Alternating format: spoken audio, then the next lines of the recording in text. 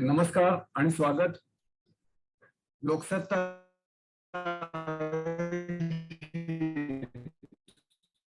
आदित्य बिर्ला सनलाईफ नव्या भागामध्ये मी आपण सर्वांचं मनपूर्वक स्वागत करतो. आजचा दिवस मराठी भाषा गौरव दिन आहे. त्यानिमित्ताने सुद्धा आपल्या सर्वांना शुभेच्छा देतो. मराठी भाषेमधून गुंतवणूक, इन्व्हेस्टमेंट सारखे क्लिष्ट विषय सुद्धा सोप्या भाषेमध्ये, मराठी भाषेमध्ये समजून सांगण्याचं काम लोकसत्ता सातत्याने करत असतं आणि त्याला सगळे वाचक म्हणून, प्रेक्षक म्हणून, गुंतवणूकदार म्हणून सुद्धा त्याला चांगल्या पद्धतीने प्रतिसाद मिळत असतो. आणि अशा पद्धतीच्या उपक्रमामधूनच मराठी भाषा वृद्धिंगत आणि समृद्ध आणि अत्यंत एक सुरक्षित पद्धतीने पुढे जाणार असते. म्हणून या अर्थभान सारख्या विशेष कार्यक्रमाचं सुद्धा आम्हाला औचित्य वाटतं, महत्व वाटतं. आणि म्युच्युअल फंड सारखे सेक्टर्स आणि इंडस्ट्री सुद्धा त्यांना मदत करते. त्याबद्दल म्युच्युअल फंड सेक्टरचे आदित्य बिर्ला सन लाईफ म्युच्युअल फंडाचे सुद्धा मी आभार मानतो, अभिवादन करतो आणि पुढे जातो. जसं मी शुभेच्छा देतोय मराठी भाषेच्या दिनाच्या निमित्ताने, तसंच आजची गुंतवणूकदार म्हणून आपल्याला सगळ्यात चिंता वाटावी अशी घटना म्हणजे अर्थातच युक्रेन आणि रशियाचं युद्ध. हे युद्ध किंवा युद्धखोरी ह्या दोन्ही भावना आपल्याला परवडणाऱ्या नाहीयेत. एक विशेषतः गुंतवणूकदार म्हणून आपली सगळ्यांची गुंतवणूक पणाला लागलेलं असल्यासारखं चित्र आहे की ज्याचं प्रत्यंतर आपण गुरुवारी बघितलं. शेअर बाजार ज्या झपाट्याने खाली कोसळला, अर्थात तो थोड्या वेळाने सावरला सुद्धा, परंतु युद्धाचे होणारे परिणाम आपल्या गुंतवणुकीवरती होत असतात. सर्वांची गुंतवणूक सर्व जगावर पसरलेली असते आणि म्हणून युद्ध नको, शांतता हवी, अशा पद्धतीनेच आपण पुढे जायला पाहिजे. अशा ह्या एका वेगळ्या कालखंडात आपण गुंतवणूकदार म्हणून सर्वजण एकत्र जमलेलो आहोत. अर्थात ही चांगली घटना आहे आणि यासाठी आज गुंतवणुकीवरती चर्चा करण्यासाठी आणि गुंतवणुकीच्या नवीन वाटा शोधून काढण्यासाठी, समजून घेण्यासाठी, कुठले नवीन स्किल्स आपल्याला पुढच्या काळात आत्मसात करावे लागतील, या सर्व विषयांवरती चर्चा करण्यासाठी नेहमीप्रमाणे दोन तज्ञ व्यक्ती आज आपल्यामध्ये उपस्थित आहेत. त्यामध्ये म्हणजे डॉक्टर वीरेंद्र ताटके साहेब, त्यांचं मी या ठिकाणी स्वागत करतो. तसंच शैलेंद्र दीक्षित साहेब की जे आदित्य बिर्ला म्युच्युअल फंड सन लाईफचे झोनल मॅनेजर सुद्धा आहेत. त्या दोन्ही तज्ञ व्यक्तींचे मी इथे स्वागत करतो. नेहमीप्रमाणे कार्यक्रम कसा होईल याची एक थोडक्यात रूपरेषा सांगतो.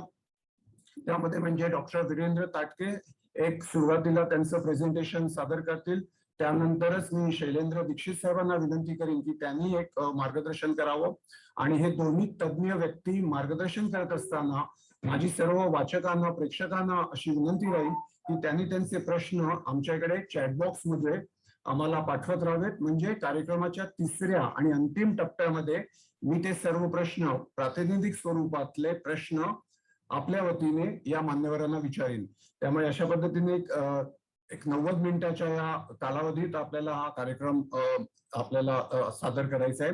मी अधिक वेळ न घेता डॉक्टर वीरेंद्र ताटके यांना आमंत्रित करतो की त्यांनी आपलं मार्गदर्शन सुरू करावं. पण त्याआधी थोडक्यात डॉक्टर वीरेंद्रची मी ओळख करून देतो. म्हणजे पुण्यातल्या एका प्रथितयश MBA संस्थेचे ते संचालक म्हणून काम करतात. मुळात डॉक्टर वीरेंद्र ताटके साहेब हे ICWA म्हणजे कॉस्ट अकाउंटंट आहेत आणि त्यांनी म्युच्युअल फंड या विषयातच PhD संपादित केलेली आहे. गुंतवणुकीचे स्किल्स या विषयावरती ते अनेक ट्रेनिंग सेशन्स, प्रशिक्षण वर्ग घेत असतात. गुंतवणूक या विषयावरती अनेक त्यांची पुस्तकं प्रसिद्ध आहेत, लेखमाला ते घेत असतात. आकाशवाणी, दूरदर्शन वरती सुद्धा त्यांचे कार्यक्रम नेहमी होत असतात. आणि म्हणजे महत्वाचं म्हणजे गुंतवणूक या विषयावरती त्यांचे जे शोध निबंध प्रसिद्ध झालेले, त्याची राष्ट्रीय आणि आंतरराष्ट्रीय पातळीवरती सुद्धा दखल घेतलेली आहे. त्यामुळे डॉक्टर वीरेंद्र ताटके मी आपलं पुन्हा एकदा स्वागत करतो आणि आपल्याला विनंती करतो की गुंतवणुकीचे नवीन वाटा, नवीन संधी या विषयावरती आपलं मार्गदर्शन सुरू करावं. धन्यवाद. मी प्रेझेंटेशन शेअर करतो. धन्यवाद. सर्वप्रथम लोकसत्ताचे आभार, ज्यांनी मला संधी दिली गुंतवणुकीच्या नव्या वाटा या विषयावर बोलण्याचं. आणि मगाशी सरांनी सुरुवात केली त्याचप्रमाणे राजभाषा दिन जो आहे आजचा, मराठी राजभाषा दिनाचा, त्या निमित्तानं सर्वांना शुभेच्छा देतो आणि आजच्या आपल्या कार्यक्रमाला सुरुवात करूया. गुंतवणुकीच्या नवा वाटा बघण्यापूर्वी आपण एक 2-3 गोष्टी आधी बघायला पाहिजेत असं मला वाटतं. सर्वप्रथम आपण गुंतवणूक नियोजन करतो, म्हणजे जे आर्थिक फायनान्शियल प्लॅनिंग ज्याला आपण म्हणतो ते करतो, त्यावेळी आपल्या डोळ्यासमोर सर्वात महत्वाचं उद्दिष्ट काय असतं, तर आपल्याला महागाईच्या दरापेक्षा अधिक परतावा मिळाला पाहिजे. जर आपला गुंतवणुकीवरील परतावा हा महागाईच्या दरापेक्षा कमी असेल, साधारणतः ज्या गुंतवणूक जोखीम मुक्त असतात, ज्याच्यामध्ये रिस्क नसती, अशा गुंतवणुकीत जर तुम्ही गुंतवणूक सातत्यानं करत राहिला, आयुष्यभर करत राहिला, तर तुम्हाला मिळणारा परतावा, तुम्हाला मिळणारे रिटर्न्स हे जनरली महागाईच्या दरापेक्षा कमी असतात. आणि आर्थिक नियोजन काय सांगतं, what is the key to the success, यशस्वी होण्यासाठी काय मार्ग आहे, तर तुमचा परतावा हा महागाईच्या दरापेक्षा जास्त असला पाहिजे. म्हणून आपल्याला काही कालावधीनंतर आपल्याला जोखीमयुक्त गुंतवणूक करावीच लागते. ती जर आपण नाही केली तर कायम आपला परतावा कमी होत राहील. आणि अंतिम ध्येय आपलं काय असतं, तर हा जो सरासरी परतावा जो आहे, जोखीमयुक्त गुंतवणुकीवरील परतावा आणि जोखीम मुक्त गुंतवणुकीवरील परतावा, हा दोन्ही मिळून परतावा आपला हा महागाई दरापेक्षा जास्त असला पाहिजे. त्यामुळे सर्वात पहिल्यांदा सर्व दर्शकांनी किंवा प्रत्येक सामान्य माणसाने लक्षात ठेवलं पाहिजे, मी ह्या नवीन वाटा का शोधतोय, नवीन वाटांकडे का जातोय, उगाच आवड आहे म्हणून जात नाहीये. मला आर्थिक नियोजन करताना माझा परतावा हा महागाईच्या दरापेक्षा जास्त मिळत नाहीये, म्हणून मी नवीन वाटा शोधतोय. आता आपण आज 10 पर्याय बघणार आहेत. त्यापैकी सुरुवात आपण पहिल्यांदा काही असे छोटे छोटे पर्याय आहेत, ज्याला आपण काय म्हणतो, पॅसिव्ह इन्व्हेस्टमेंट म्हणतो, ज्याच्यामध्ये आपल्याला फार काही करायचं नाहीये. आपण फक्त एकदा निर्णय घ्यायचा आहे, बाकीचं सगळं जे आहे ते संबंधित लोक करतील. यातला पहिला जो पर्याय आहे त्याला म्हणतात फ्लेक्सी फिक्स्ड डिपॉझिट स्कीम. म्हणजे काय, तर आपल्याला डिपॉझिट स्कीम माहित असतील, म्हणजे ज्याला आपण मुदत ठेव म्हणतो मराठीमध्ये. अशा मुदत ठेवी तर आपण दरवर्षी करतो, सातत्यानं करत आलेलो आहे. पण असा एक प्रकार आहे ज्या प्रकारामध्ये आपल्याला स्टँडिंग इन्स्ट्रक्शन देऊन बँकेला आपल्याला फ्लेक्सी फिक्स डिपॉझिट स्कीम मध्ये पार्टिसिपेट करता येतं. हे कुठल्या लोकांसाठी उपयोगी आहे, तर असे काही लोक असतात ज्यांच्या बचत खात्यावर, म्हणजे ज्यांच्या सेव्हिंग्स खात्यावर पैसे पडून राहिलेले असतात आणि त्यांना त्याचं भान नसतं. आणि अशा वेळी त्यांनी पैसे का ठेवलेले असतात, तर बऱ्याच वेळेला त्यांना असं वाटतं की अचानक पैसे लागले तर मग कुठे गुंतवा, कशाला फिक्स डिपॉझिट करा, म्हणून आपण सेव्हिंग अकाउंटला पैसे ठेवलेले असतात. अशा वेळी काय होतं, आपल्याला परतावा कमी मिळतो, 3-3.5% अगदी जास्तीत जास्त आजकाल सेव्हिंग्स अकाउंटवर पैसे मिळतात. तर आपण बँकेला इन्स्ट्रक्शन देऊ शकतो की एक ठराविक अमाऊंटच्या वर, उदाहरणार्थ 1 लाख, मी उदाहरण घेतोय, प्रत्येक बँकेचे नियम वेगळे असतील, 1 लाख रुपयापेक्षा माझ्याकडे जेवढे जास्त पैसे असतील तेवढे आपोआप फिक्स डिपॉझिट मध्ये, म्हणजे मुदत ठेवीमध्ये जमा केले जावेत. ज्या दिवशी तुमच्या खात्यामध्ये 1 लाख रुपयापेक्षा, बचत खात्यामध्ये 1 लाखापेक्षा जास्त पैसे असतील, तेवढे आपोआप तुम्ही काहीही न करता फिक्स डिपॉझिट मध्ये, मुदत ठेवीमध्ये ट्रान्सफर केले जातील. ज्या दिवशी तुम्हाला पैसे परत लागतील ते मुदत ठेवीचे, त्यावेळी तुम्ही जाऊन ते बँकेला सांगू शकता किंवा ऑनलाईन पण इन्स्ट्रक्शन देऊ शकता की मला आज पैसे पाहिजेत. आता ह्याचे 2 फायदे आहेत. एक तर काय, तरलता आहे, म्हणजे लिक्विडिटी आहे, ज्यावेळी पाहिजे त्यावेळी तुम्हाला पैसे मिळतायत. जी आपल्या मनामध्ये बेसिक भीती आहे, आपण सेव्हिंग अकाउंटला पैसे का ठेवतो, भीती पोटी की मला कधी अचानक पैसे लागले तर, लिक्विडिटी माझ्याकडे पाहिजे, तरलता पाहिजे, पैशाची उपलब्धता पाहिजे, तर ते आपण ह्या असं करून साधत असतो. आणि अधिक परतावा, जे आपण गुंतवणूक करण्याचं मुख्य उद्दिष्ट आहे, ते पण आपण साध्य करत असतो. आता ही गुंतवणूक करण्याची प्रक्रिया अतिशय सोपी आहे. तुम्ही बँकेत जायचंय, ज्या अशा काही बँका, सर्वच बँका ही सिस्टीम देत नाहीत, परंतु तुमच्या बँकेमध्ये आधी चेक करा, जर देत असतील तर व्हेरी गुड, नसेल तर तुम्ही ज्या बँकांमध्ये अशी सुविधा असतील अशा बँकेमध्ये ती चौकशी करू शकता. याचा फायदा काय आहे, मगाशी म्हणल्याप्रमाणे आपल्याला जो परतावा थोडासा वाढवता येऊ शकतो. फार प्रचंड परतावा वाढणार नाही, पण 0.5%, 1%, 2% असा परतावा आपला वाढू शकतो. आणि असं थेंबे थेंबे तळे साचे या म्हणीप्रमाणे आपण थोडं थोडं आपलं परतावा वाढवू शकतो. मगाशी म्हणल्याप्रमाणे ह्याच्यामध्ये आपल्याला फक्त एकदाच बँकेला सांगायचे, दरवेळी जायचं नाहीये. त्यामुळे ह्या गुंतवणुकीच्या प्रकाराला निष्क्रिय गुंतवणूक, म्हणजे निष्क्रिय शब्द कदाचित चुकीचा वाटेल, पॅसिव्ह इन्व्हेस्टमेंट ज्याला आपण म्हणतो, की ज्याच्यामध्ये मला स्वतः रोज काही करायचं नाही, फक्त एकदाच इन्स्ट्रक्शन द्यायचे. हा नवीन वाटेमधील पहिला प्रकार आपण बघितला. दुसरा प्रकार, म्युच्युअल फंड्स आपण नेहमी बघतो. आपल्याबरोबर म्युच्युअल फंडाचे तज्ज्ञ पण आहेत, जे याच्यानंतर माझ्या प्रेझेंटेशन नंतर त्याच्यावर ते बोलणार आहेत. परंतु म्युच्युअल फंडामध्ये असे काही प्रकार आहेत की जे सामान्य गुंतवणूकदारांना माहीत नसतात. सर्वात प्रसिद्ध असलेले गुंतवणूक म्युच्युअल फंडाचे पर्याय म्हणजे डायव्हर्सिफाईड म्युच्युअल फंड. तुम्ही कुठल्याही सल्लागाराला विचारा, मी कुठल्या गुंतवणुकीपासून सुरुवात करू, कुठल्या फंडापासून सुरुवात करू, तर ते तुम्हाला कायम डायव्हर्सिफाईड म्युच्युअल फंड सांगतात किंवा बॅलन्स्ड म्युच्युअल फंड सांगतात. पण असे 3 फंड आज आपण ओझरती ओळख घेणार आहे, त्याच्या डिटेलमध्ये जाणार नाहीये. निदान तोंड ओळख तरी आपल्याला झाली पाहिजे अशा 3 फंडांची. त्यातला पहिला फंड आहे थीमॅटिक म्युच्युअल फंड.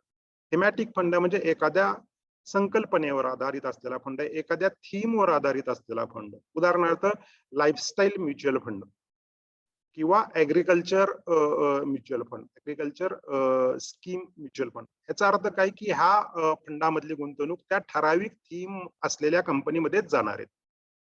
त्यामुळे ज्यावेळी ही थीम खूप जोरात चालते, आता लाईफस्टाईल म्युच्युअल फंड कदाचित खूप जोरात चालेल, कारण का कोविड मधनं लोक बाहेर आलेले आहेत, त्यांना परत खर्च करायचा आहे, परत जुनं जीवन जगायचं आहे, त्यामुळं कदाचित लाईफस्टाईल म्युच्युअल फंड खूप जोरात चालेल. परंतु ह्याच्यामध्ये धोका असा आहे की जर अंदाज चुकला आपला, त्याप्रमाणे ती थीम चालली नाही, तर परतावा खूप कमी होऊ शकतो आणि तोटा सुद्धा होऊ शकतो. दुसरा प्रकारचा फंड आहे जो कॉन्ट्रा फंड. कॉन्ट्रा फंड म्हणजे जरा अगदी सोप्या मराठी भाषेत म्हणता येईल की उलट्या डोक्यानं काम करणार, एकदम वेगळाच विचार करणारे फंड. म्हणजे साधारणतः जे नेहमीचे फंड आहेत, डायव्हर्सिफाईड म्युच्युअल फंड असतील, लार्ज कॅप म्युच्युअल फंड असतील, हे काय करतात, तर ज्या नामांकित कंपन्या आहेत, ज्या बाजारामध्ये सर्वांना माहीत आहेत, अशा कंपन्यांच्या शेअर्समध्ये गुंतवणूक करतात. परंतु कॉन्ट्रा फंड हा असा वेगळा दृष्टिकोन घेऊन बाजारात येतो आणि ज्या कंपन्या आता छोट्या आहेत किंवा ज्या कंपन्या पडद्याआड आहेत, ज्या अजून पुढे आलेल्या नाहीयेत पण भविष्यामध्ये त्या मोठ्या होऊ शकतात, अशा फंडांमध्ये गुंतवणूक करतात. आपल्याला आता स्पेसिफिक स्कीमचं इथं नाव आपल्याला सांगता येणार नाही, परंतु जर तुम्ही गुगल केलं किंवा तुमच्या गुंतवणूक सल्लागारांना विचारलं, तर असे बरेचसे कॉन्ट्रा फंड आहेत आणि जे गेल्या काही वर्षामध्ये अतिशय उत्तम परतावा दिलेला आहे त्यांनी. म्हणजे बॅलन्स फंड आणि डायव्हर्सिफाईड फंडापेक्षाही खूप चांगला परतावा दिलेला आहे. अशा कॉन्ट्रा फंडांचा आपण आधार घेऊ शकतो. तिसरा जो म्युच्युअल फंडाचा प्रकार आहे तो आहे सेक्टरल म्युच्युअल फंड. नावावरूनच कळते एकाच ठराविक क्षेत्रामध्ये ते गुंतवणूक करतात. उदाहरणार्थ बँकिंग म्युच्युअल फंड किंवा फार्मा म्युच्युअल फंड. आता गुंतवणुकीचा अजिबात अभ्यास नसलेला व्यक्ती सुद्धा सांगू शकेल की गेल्या 2 वर्षांमध्ये फार्मास्युटिकल कंपन्यांचे शेअर्स चांगले चालले असतील, कारण का कोरोनाच्या कालावधीत फार्मास्युटिकल कंपन्यांना खूप मागणी होती. येणाऱ्या काही वर्षामध्ये आयटी कंपन्या खूप चांगल्या चालतील. मी अत्यंत जनरल विधान करतोय, मी असं ठामपणे सांगत नाही, पण सामान्य माणूस पण सांगू शकतो. तर अशा लोकांनी सेक्टरल फंडामध्ये गुंतवणूक करायला पाहिजे. ही एक गुंतवणुकीची नवीन वाट आहे.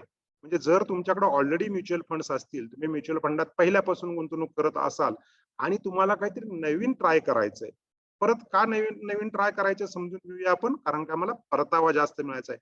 फक्त नाविन्याची हौस म्हणून आपण करत नाही, आपल्याला परतावा चांगला मिळवायचा. अशा उद्देशाने जर आपल्याला म्युच्युअल फंडामध्येच जर वेगळं काहीतरी करायचं असेल आणि जर तुम्ही असे 3 फंड जर करत नसाल, तर तुमच्या गुंतवणुकीमध्ये अवश्य गुंतवणूक करा. आता याच्यामध्ये आपण थोडेसे ऍडव्हान्स पार्ट काय करू शकतो, आपण सुरुवातीला SIP न सिस्टमॅटिक इन्व्हेस्टमेंट प्लॅन बऱ्याच गुंतवणूकदारांना माहित असेल, अशा प्रकारे गुंतवणूक सुरू करू शकतो. एक 6 महिने वर्षभर अंदाज घेऊ शकतो आणि तुमचा अभ्यास पूर्ण झाल्यानंतर, तुम्हाला कॉन्फिडन्स आल्यानंतर, ज्यावेळी हा फंड काही कारणामुळे तात्पुरता पडेल, त्यावेळी त्याच्यामध्ये आपण एक रकमी मोठी गुंतवणूक करू शकतो. लक्षात येते का बघा, म्हणजे SIP केली की आपण दीर्घकाळासाठी गुंतवणूक करतोय आणि ज्यावेळी एखाद्या कारणामुळे, तात्पुरत्या कारणामुळे, तुम्हाला आता जसं आता मगाशी सुनील सरांनी सांगितलं की युक्रेन रशियाच्या युद्धामुळे बाजार पडला, त्यावेळी आपल्याला लक्षात आलं की नाही ह्याचा ह्या फंडाशी काही संबंध नाहीये, जागतिक कारणामुळे बाजार पडलेला आहे, तर त्या दिवशी मी त्या फंडामध्ये लमसम इन्व्हेस्टमेंट करायला पाहिजे. आता हा सुद्धा थोडासा ऍक्टिव्ह आणि थोडासा पॅसिव्ह प्रकार म्हणता येईल गुंतवणुकीचा. थोडंसं आपल्याला ऍक्टिव्ह राहायला लागेल, परंतु रोजच्या रोज ऍक्टिव्ह राहायची गरज नाहीये. तुम्ही SIP केली की मधून अधून त्याचा परफॉर्मन्स बघत राहा, मार्केट पडलं की त्याच्यामध्ये लमसम इन्व्हेस्टमेंट करा. असा हा गुंतवणुकीचा दुसरा प्रकार, नवीन प्रकार आहे, जो सामान्य गुंतवणूकदारांना फारसा माहित नाहीये. तिसरा प्रकार गोल्ड म्युच्युअल फंड्स. सोन्याविषयी तर सगळ्यांनाच आकर्षण असतं. सोनं आपण नेहमी करत असतो. गोल्ड बॉन्ड्स बऱ्याच लोकांना माहित आहेत, परंतु गोल्ड बॉन्ड्स हे ठराविक कालावधीसाठीच उपलब्ध असतात. प्रत्यक्ष सोनं खरेदी करायचं तर आपल्याला सगळ्यांना त्याचे तोटे माहीतच आहेत. अस्सल सोनं मिळेल का नाही माहित नाहीये. परत आपण ज्यावेळी विकायला जाऊ त्यावेळी घट आपल्याला सोसावी लागते, सांभाळायला लागतं, पुन्हाच प्रॉब्लेम आहे त्याच्यामध्ये. ह्याच्याऐवजी गोल्ड म्युच्युअल फंड्स, आता आपण त्या स्कीमचं नाव घेऊ शकत नाही, पण तुम्ही तुमच्या आर्थिक सल्लागारांना विचारलं तर किंवा गुगल केलं तर तुम्हाला असे चांगले गोल्ड म्युच्युअल फंड मिळतील. ह्याच्यामध्ये आपण मिनिमम 500 रुपयापासून गुंतवणूक चालू करू शकतो. म्हणजे इथे 1 ग्रॅम 2 ग्रॅम असं आपल्याला सोनं खरेदी करावं लागत नाही. दर महिन्याला 500 रुपये कमीत कमी आपण भरून गोल्ड म्युच्युअल फंडामध्ये आपण SIP चालू करू शकतो. आता ह्याचं कामकाज कसं चालतं आपण थोडक्यात बघूया. याच्या कामकाजामध्ये असं होतं की जेव्हा एखादा सामान्य गुंतवणूकदार पैसे गुंतवतो त्यावेळी त्यानं आजच्या बाजारभावाप्रमाणे फक्त पैसे गुंतवायचे. ज्यावेळी तो म्युच्युअल फंड ह्या गोल्ड म्युच्युअल फंडातून बाहेर पडायची इच्छा व्यक्त करतो त्यावेळी त्यावेळच्या भावाप्रमाणे त्याला पैसे मिळतात. त्यामुळे प्रत्यक्ष सोनं कधीही याच्यामध्ये गुंतवणूकदाराला मिळत नाही किंवा गुंतवणूक करताना पण त्याला कुठून आणून द्यावं लागत नाहीये. सोन्यामधील सोन्याच्या बाजारभावातील चढ उतारांचा फायदा फक्त आपण करून घेत असतो. आता जी बाजारात गेल्या आठवड्यात जी पडझड झाली अशा वेळी आपल्याकडे गोल्ड म्युच्युअल फंड असलाच पाहिजे. म्हणजे फक्त अशा वेळीच नाहीये तर प्रत्येक गुंतवणूकदाराकडचा साधारणतः 10 ते 20% टोटल गुंतवणुकी मधला भाग, म्हणजे तुमची समजा 10 लाख गुंतवणूक असेल तर त्याच्या 10% म्हणजे परत आपण ढोबळपणानं बोलतो 10 लाखाच्या 10% म्हणजे 1 लाख तरी गुंतवणूक माझी गोल्ड मध्ये असावी. आणि प्रत्यक्ष सोनं घेण्याऐवजी गोल्ड बॉन्ड हा पर्याय चांगला आहे. गोल्ड बॉन्ड पेक्षा गोल्ड म्युच्युअल फंड हा पर्याय चांगला आहे. गोल्ड म्युच्युअल फंड हा प्रकार का चांगला आहे? कारण का याच्यामध्ये आपण SIP करू शकतो. आणि जसं मगाशी बघितल्या प्रमाणे ज्यावेळी मार्केट पडतं, ज्यावेळी गोल्डचे भाव पडतात, सोन्याचे भाव पडतात, त्यावेळी मी लमसम इन्व्हेस्टमेंट करू शकतो याच्यामध्ये. कुठल्याही म्युच्युअल फंडाच्या सल्लागाराकडे तुम्हाला या गोल्ड म्युच्युअल फंडाची माहिती मिळेल. आणि जर आपल्या म्युच्युअल फंडाच्या पोर्टफोलिओमध्ये असा गोल्ड म्युच्युअल फंड नसेल तर अवश्य सुरुवात करावी. सजेशन असं राहील की सुरुवात SIP पासून करावी. आणि मगाशी म्हणल्याप्रमाणे बाजार म्हणजे गोल्ड मार्केट जर पडलं देन तुम्ही त्याच्यामध्ये लमसम इन्व्हेस्टमेंट करायला हरकत नाहीये. चौथा प्रकार नॅशनल पेन्शन स्कीम. आता हा गुंतवणूक प्रकार काय म्हणता येईल त्याला मस्ट आहे असं म्हणलं पाहिजे की पर्यायच नाहीये हा गुंतवणूक करायला असं मला म्हणता येईल की हा नवा म्हणताच येणार नाही. खरं तर प्रत्येक व्यक्तीनं घेतला पाहिजे. नावावरूनच कळतं की हा एक पेन्शन योजनेचा प्रकार आहे. हा केंद्र सरकार पुरस्कृत पेन्शन योजनेचा प्रकार आहे. पण एक गोष्ट आपण लक्षात ठेवली पाहिजे, केंद्र सरकारनं पुरस्कृत केला आहे याचा अर्थ असा नाहीये की याच्यावरील परतावा फिक्स्ड आहे. याच्यावरील परतावा बाजारभावाप्रमाणे कमी जास्त होत असतो. तुमच्या वतीनं शेअर बाजारामध्ये किंवा संबंधित गुंतवणूक पर्यायामध्ये गुंतवणूक केली जाते. त्याची 2 खाती असतात, टियर 1 खातं, टियर 2 खातं असं त्याला म्हणतात. टियर 1 खातं हे ऍक्च्युअली पेन्शन खात्याप्रमाणे चालतं. टियर 2 खातं हे म्युच्युअल फंडाच्या गुंतवणुकीप्रमाणे साधारणतः चालतं. आपण फक्त तोंड ओळख करून घेतोय, पूर्ण डिटेल ह्याच्यामध्ये आता आपण एवढ्या कमी कालावधीत पाहणार नाही.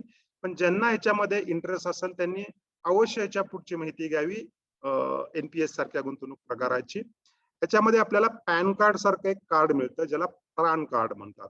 आणि प्राण कार्डचा अर्थ आहे परमनंट रिटायरमेंट अकाउंट नंबर. एकदा तुम्हाला अकाउंट ओपन केलं की एक कार्ड मिळतं, पॅन कार्ड सारखंच अकाउंट दिसतं, कार्ड दिसतं आणि तो अकाउंट परमनंटली तुमच्या अकाउंटला ट्रॅक करत असतो तो नंबर. 18 वर्षा ते 60 वर्षापर्यंत कुणीही खातं ओपन करू शकतो. आणि मी तर वैयक्तिक सल्ला असा देईन प्रत्येकाला की ज्या व्यक्तीला, नोकरदार व्यक्तीला पेन्शनची सुविधा नाहीये, निवृत्ती वेतनाची सोय नाहीये, अशा प्रत्येक व्यक्तीनं हा गुंतवणुकीचा पर्याय निवडला पाहिजे. आताचे बाकीचे फायदे काय आहेत? एक तर मुख्य फायदा असा आहे की निवृत्तीच्या वेळी 60व्या वर्षी तुम्हाला पैसे मिळतीलच. हा मुख्य फायदा झालाच, पेन्शन ह्या नावावरूनच कळतंय. परंतु दुसरा फायदा असा आहे की गुंतवणूकदार गुंतवणुकीचा पर्याय स्वतः निवडू शकतो. याच्यामध्ये वेगवेगळे ऑप्शन असतात. तुम्हाला स्वतः ऑप्शन निवडायचा काय ऑटो ऑप्शन निवडायचा आहे? तुम्हाला जास्त रिस्की घ्यायचा आहे का तुम्हाला मॉडरेट घ्यायचा आहे? असा स्वतः प्रकार तुम्ही निवडू शकता. जसं तुमचं वय वाढत जातं तसं ऑटो प्रकारामध्ये तुमची गुंतवणूक रिस्की गुंतवणूक पासून कमी रिस्की गुंतवणूक म्हणजे कमी जोखीमयुक्त गुंतवणुकीकडे हळूहळू जात जाते. उदाहरण आपण एक थोडंसं बघूया की समजा एक 30 वर्षाचा मुलगा आहे, 30 वर्षाचा तरुण आहे, त्याने एनपीएस अकाउंट ओपन केलं आणि त्या एनपीएस मध्ये त्यानं 1,00,000 रुपये किंवा 50,000 रुपये एखाद्या सुरुवातीला भरले. तर त्याचं वय आता कमी आहे, 30 वय आहे, त्यामुळे त्याच्या 1,00,000 पैकी बरीचशी गुंतवणूक त्याच्या शेअर बाजारामध्ये आणि संबंधित जोखीमयुक्त रिस्की इन्स्ट्रुमेंट मध्ये जाईल आणि कमी भाग लेटेस्ट टेक एक्झाम्पल 75% म्हणजे 1,00,000च्या 75,000 रुपये त्याचे शेअर बाजारात जातील, 25,000 रुपये सुरक्षित गुंतवणुकीमध्ये जातील. जसं वय वाढत जाईल, 30व्या वर्षी त्यानं ओपन केलेलं आहे, जसं वय वाढत जाईल 40-45 त्या कालावधीनंतर त्याची शेअर बाजारातील गुंतवणूक कमी होत जाईल आणि सुरक्षित गुंतवणुकी पर्यायामधील गुंतवणूक वाढत जाईल. आता ह्यासाठी त्या गुंतवणूकदारानं काय करायचंय? काहीही करायचं नाहीये. फक्त त्यानं दरवर्षी त्या खात्यामध्ये आपले पैसे जमा करायचे. म्हणजे एक प्रकारची ही सुद्धा पॅसिव्ह गुंतवणूक म्हणता येईल. मला स्वतःला फारसं काही करायचं नाहीये. मला फक्त एकच करायचं, नॅशनल पेन्शन स्कीम. बऱ्याचशा बँका सुद्धा ह्या सुविधा पुरवत असतात एनपीएस अकाउंट ओपन करण्याचं. बँका देत नसतील तर कित्येक शहरांमध्ये स्वतः त्यांची ऑफिसेस आहे. तुम्ही स्वतः गुगलवर जर माहिती घेतली तर आपल्याला जवळपास असणाऱ्या ऑफिसची माहिती कळू शकते. याच्यामध्ये आणखीन एक फायदा असा आहे की पीएफआरडीए म्हणजे pension fund regulatory and development authority ह्या संस्थेचं ह्या नॅशनल पेन्शन स्कीमच्या कामकाजावर नियंत्रण असतं. परत मी इथं क्लिअर करू इच्छितो की नियंत्रण असतं याचा अर्थ असा नाही की तुम्हाला नक्की एवढा परतावा मिळेलच. नियंत्रण असतं म्हणजे त्याच्यामध्ये काही फ्रॉड होत नाही ना, गुंतवणूकदाराची गुंतवणूक नीट प्रकारे परत दिली जाते ना, सिस्टीम मध्ये कुठले लूप होल्स नाही आहेत ना, हे सगळं नियंत्रण ठेवण्याचं काम पीएफआरडीए करत असतं. ह्याचा अजून एक फायदा आहे ह्या गुंतवणूकदारांसाठी नॅशनल पेन्शन स्कीमचा. तुम्हाला प्राप्ती करामध्ये म्हणजेच इन्कम टॅक्स मध्ये अतिरिक्त सवलत मिळते, एक्स्ट्रा बेनिफिट मिळतो. साधारणतः आपल्याला 1.5 लाखापर्यंतचे बेनिफिट माहित आहे सेक्शन 80C खालची, परंतु त्याच्यापेक्षा अतिरिक्त सवलत तुम्हाला पेन्शन स्कीम मधून मिळत असते. साधारणतः 50,000 मिळतील. त्याला बाकीचे पण नियम आहेत, आपण डिटेलमध्ये ते नियम बघणार नाहीत. साधारणतः आपण असं म्हणू शकतो 50,000 रुपये प्रत्येक व्यक्तीला ऍडिशनल बेनिफिट नॅशनल पेन्शन स्कीमच्या अंडर मिळत असतील. त्यामुळे हा गुंतवणूक प्रकार कुणाला उपयोगी आहे? मगाशी म्हणल्याप्रमाणे ज्यांना पेन्शन नाहीये अशा गुंतवणूकदारांसाठी आहेच. ह्याशिवाय ज्या गुंतवणूकदारांना प्राप्तिकर जादा भरावा लागतोय, जे वरच्या स्लॅब मध्ये येतात, 30% स्लॅब मध्ये येतात, अशा गुंतवणूकदारांनी तर नॅशनल पेन्शन स्कीमचा अवश्य विचार करावा. त्याच्यामध्ये वारसदार नेमणे वगैरे या सगळ्या नेहमीच्या सुविधा अवेलेबल आहेत.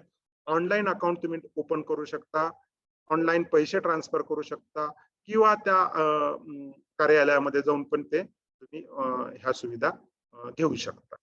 हा झाला प्रकार चौथा. आतापर्यंत आपण जे 3-4 प्रकार बघितले, ह्या 4 प्रकारामध्ये बरंचसं तुम्हाला पॅसिव्ह इन्व्हेस्टमेंटच्या दृष्टीनं काम करायला लागतं, स्वतःला इन्व्हॉल्व फारसं व्हावं लागत नाहीये. परंतु आता ह्याच्या पुढचे जे प्रकार आहेत थोडेफार, ते प्रकार असे आहेत की त्याच्यामध्ये थोडंसं तुम्हाला स्वतः काम करायला लागेल. त्यातला जो पहिला प्रकार आहे स्टॉक एसआयपी. आपल्याला म्युच्युअल फंड एसआयपी माहित आहे. म्युच्युअल फंड काय करतात आपल्या ह्यानंतरचे तज्ञ तर सांगतीलच आपल्याला त्याच्याविषयी, परंतु साधारणतः म्युच्युअल फंड काय करतं तर चांगल्या शेअर्स मध्ये गुंतवणूक करतं आणि दर महिन्याला आपल्याला त्याच्यामध्ये ठराविक रक्कम गुंतवता येऊ शकते, ज्या प्रकाराला एसआयपी म्हणजे सिस्टमॅटिक इन्व्हेस्टमेंट प्लॅन म्हणतात. अशाच धर्तीवर नवीन जी संकल्पना आलेली आहे त्या संकल्पनेला स्टॉक एसआयपी असं म्हणतात. म्हणजे म्युच्युअल फंडामध्ये पैसे गुंतवायच्या ऐवजी तुम्ही एखादा चांगला शेअर निवडला, उदाहरणार्थ इन्फोसिस, अगेन मी उदाहरण घेतोय, मी सुचवत नाहीये की त्याच्यामध्ये एसआयपी करावी, परंतु इन्फोसिस आपण शेअर घेतला, विप्रो घेतला किंवा टाटा मोटर्स घेतला, एसबीआय घेतला, आपण जो शेअर निवडू त्या शेअर्स मध्ये दररोज किंवा दर आठवड्याला किंवा दर महिन्याला आपण ठरवलेली रकमेप्रमाणे पैसे गुंतवणूक केली जाते. आपलं काय काम राहतं याच्यामध्ये? फक्त उत्तम शेअर निवडणे. थोड्या प्रकारची ही सुद्धा पॅसिव्ह इन्व्हेस्टमेंटच आहे असं म्हणलं तरी हरकत नाही. पण थोडंसं म्युच्युअल फंडाची एसआयपी आणि ह्याच्यामध्ये फरक काय? म्युच्युअल फंडाच्या एसआयपी मध्ये तुम्हाला काहीच करायचं नसतं, फक्त तुम्हाला पैसे तुमच्या खात्यामध्ये ठेवायचे असतात. ह्या प्रकारामध्ये तुम्हाला शेअर निवडायला लागतो. आता शेअर कुठला निवडावा? तर जो दीर्घकाळामध्ये चांगला परतावा देईल, ज्याला चांगला इतिहास आहे, ज्या कंपनीचं ब्रँड नेम चांगले आहे, ज्या कंपनीची उत्पादनं चांगली आहेत, ज्या कंपनीचं आतापर्यंतची प्रॉफिटेबिलिटी चांगली आहे, असा शेअर निवडायला पाहिजे. बाजारामध्ये तात्पुरता आता नवीनच शेअर आलेला आहे, ज्याचा आता खूप बोलबाला आहे, गेल्या 2 महिन्यामध्येच तो खूप वाढलेला आहे, असा शेअर निवडून उपयोग नाहीये. कारण ह्या गुंतवणूक प्रकारामध्ये आपण दीर्घकाळासाठी बघतो. आपण बरीचशी उदाहरणं वाचत असतो बघा, की गेल्या 15 वर्षामध्ये दर महिन्याला तुम्ही विप्रोचा एक शेअर घेतला असता तर आज एवढं झाले असते. 1995 साली इन्फोसिस खरेदी केला असता तर त्याची आज अमुक अमुक व्हॅल्यू आहे. हे आपण सुद्धा करू शकतो. त्या प्रकारानं स्टॉक एसआयपी जर आपण केली तर दर महिन्याला त्या शेअर मध्ये गुंतवणूक केली जाईल. शिवाय मगाशी म्हणल्याप्रमाणे काही कारणामुळे तो जर शेअर पडला, जसं आता गेल्या गुरुवारी शुक्रवारी झालं, कित्येक share, large cap share, blue chip share त्यांच्या गेल्या वर्षभरातील 52 वीक्स हायेस्ट प्राइस ज्याला म्हणतात, 52 आठवड्यातील सर्वोच्च जी किंमत होती त्याच्यापेक्षा 15, 20, 25% खालती आता उपलब्ध झालेले आहेत. मग अशा वेळी आपण काय करू शकतो? एका बाजूला स्टॉक एसआयपी तर चालू ठेवली पाहिजेच, शिवाय ज्यावेळी शेअर बाजार पडेल, ज्यावेळी तो शेअर पडेल त्यावेळी न घाबरता त्या शेअर मध्ये मी अधिक गुंतवणूक करायला पाहिजे.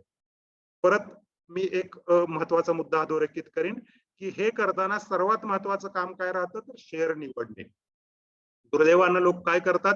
बाकीच्या मेकॅनिझमकडे जास्त लक्ष देतात. पैसे कसे जातात, शेअर कसा येतोय, ते फारसं महत्वाचं नाहीये, ते आपोआप येत जातं. एक 2-3 महिन्यात तुम्ही सगळे त्याच्यामध्ये ट्रेन व्हाल. सर्वात महत्वाचं आहे शेअर चांगला निवडणे.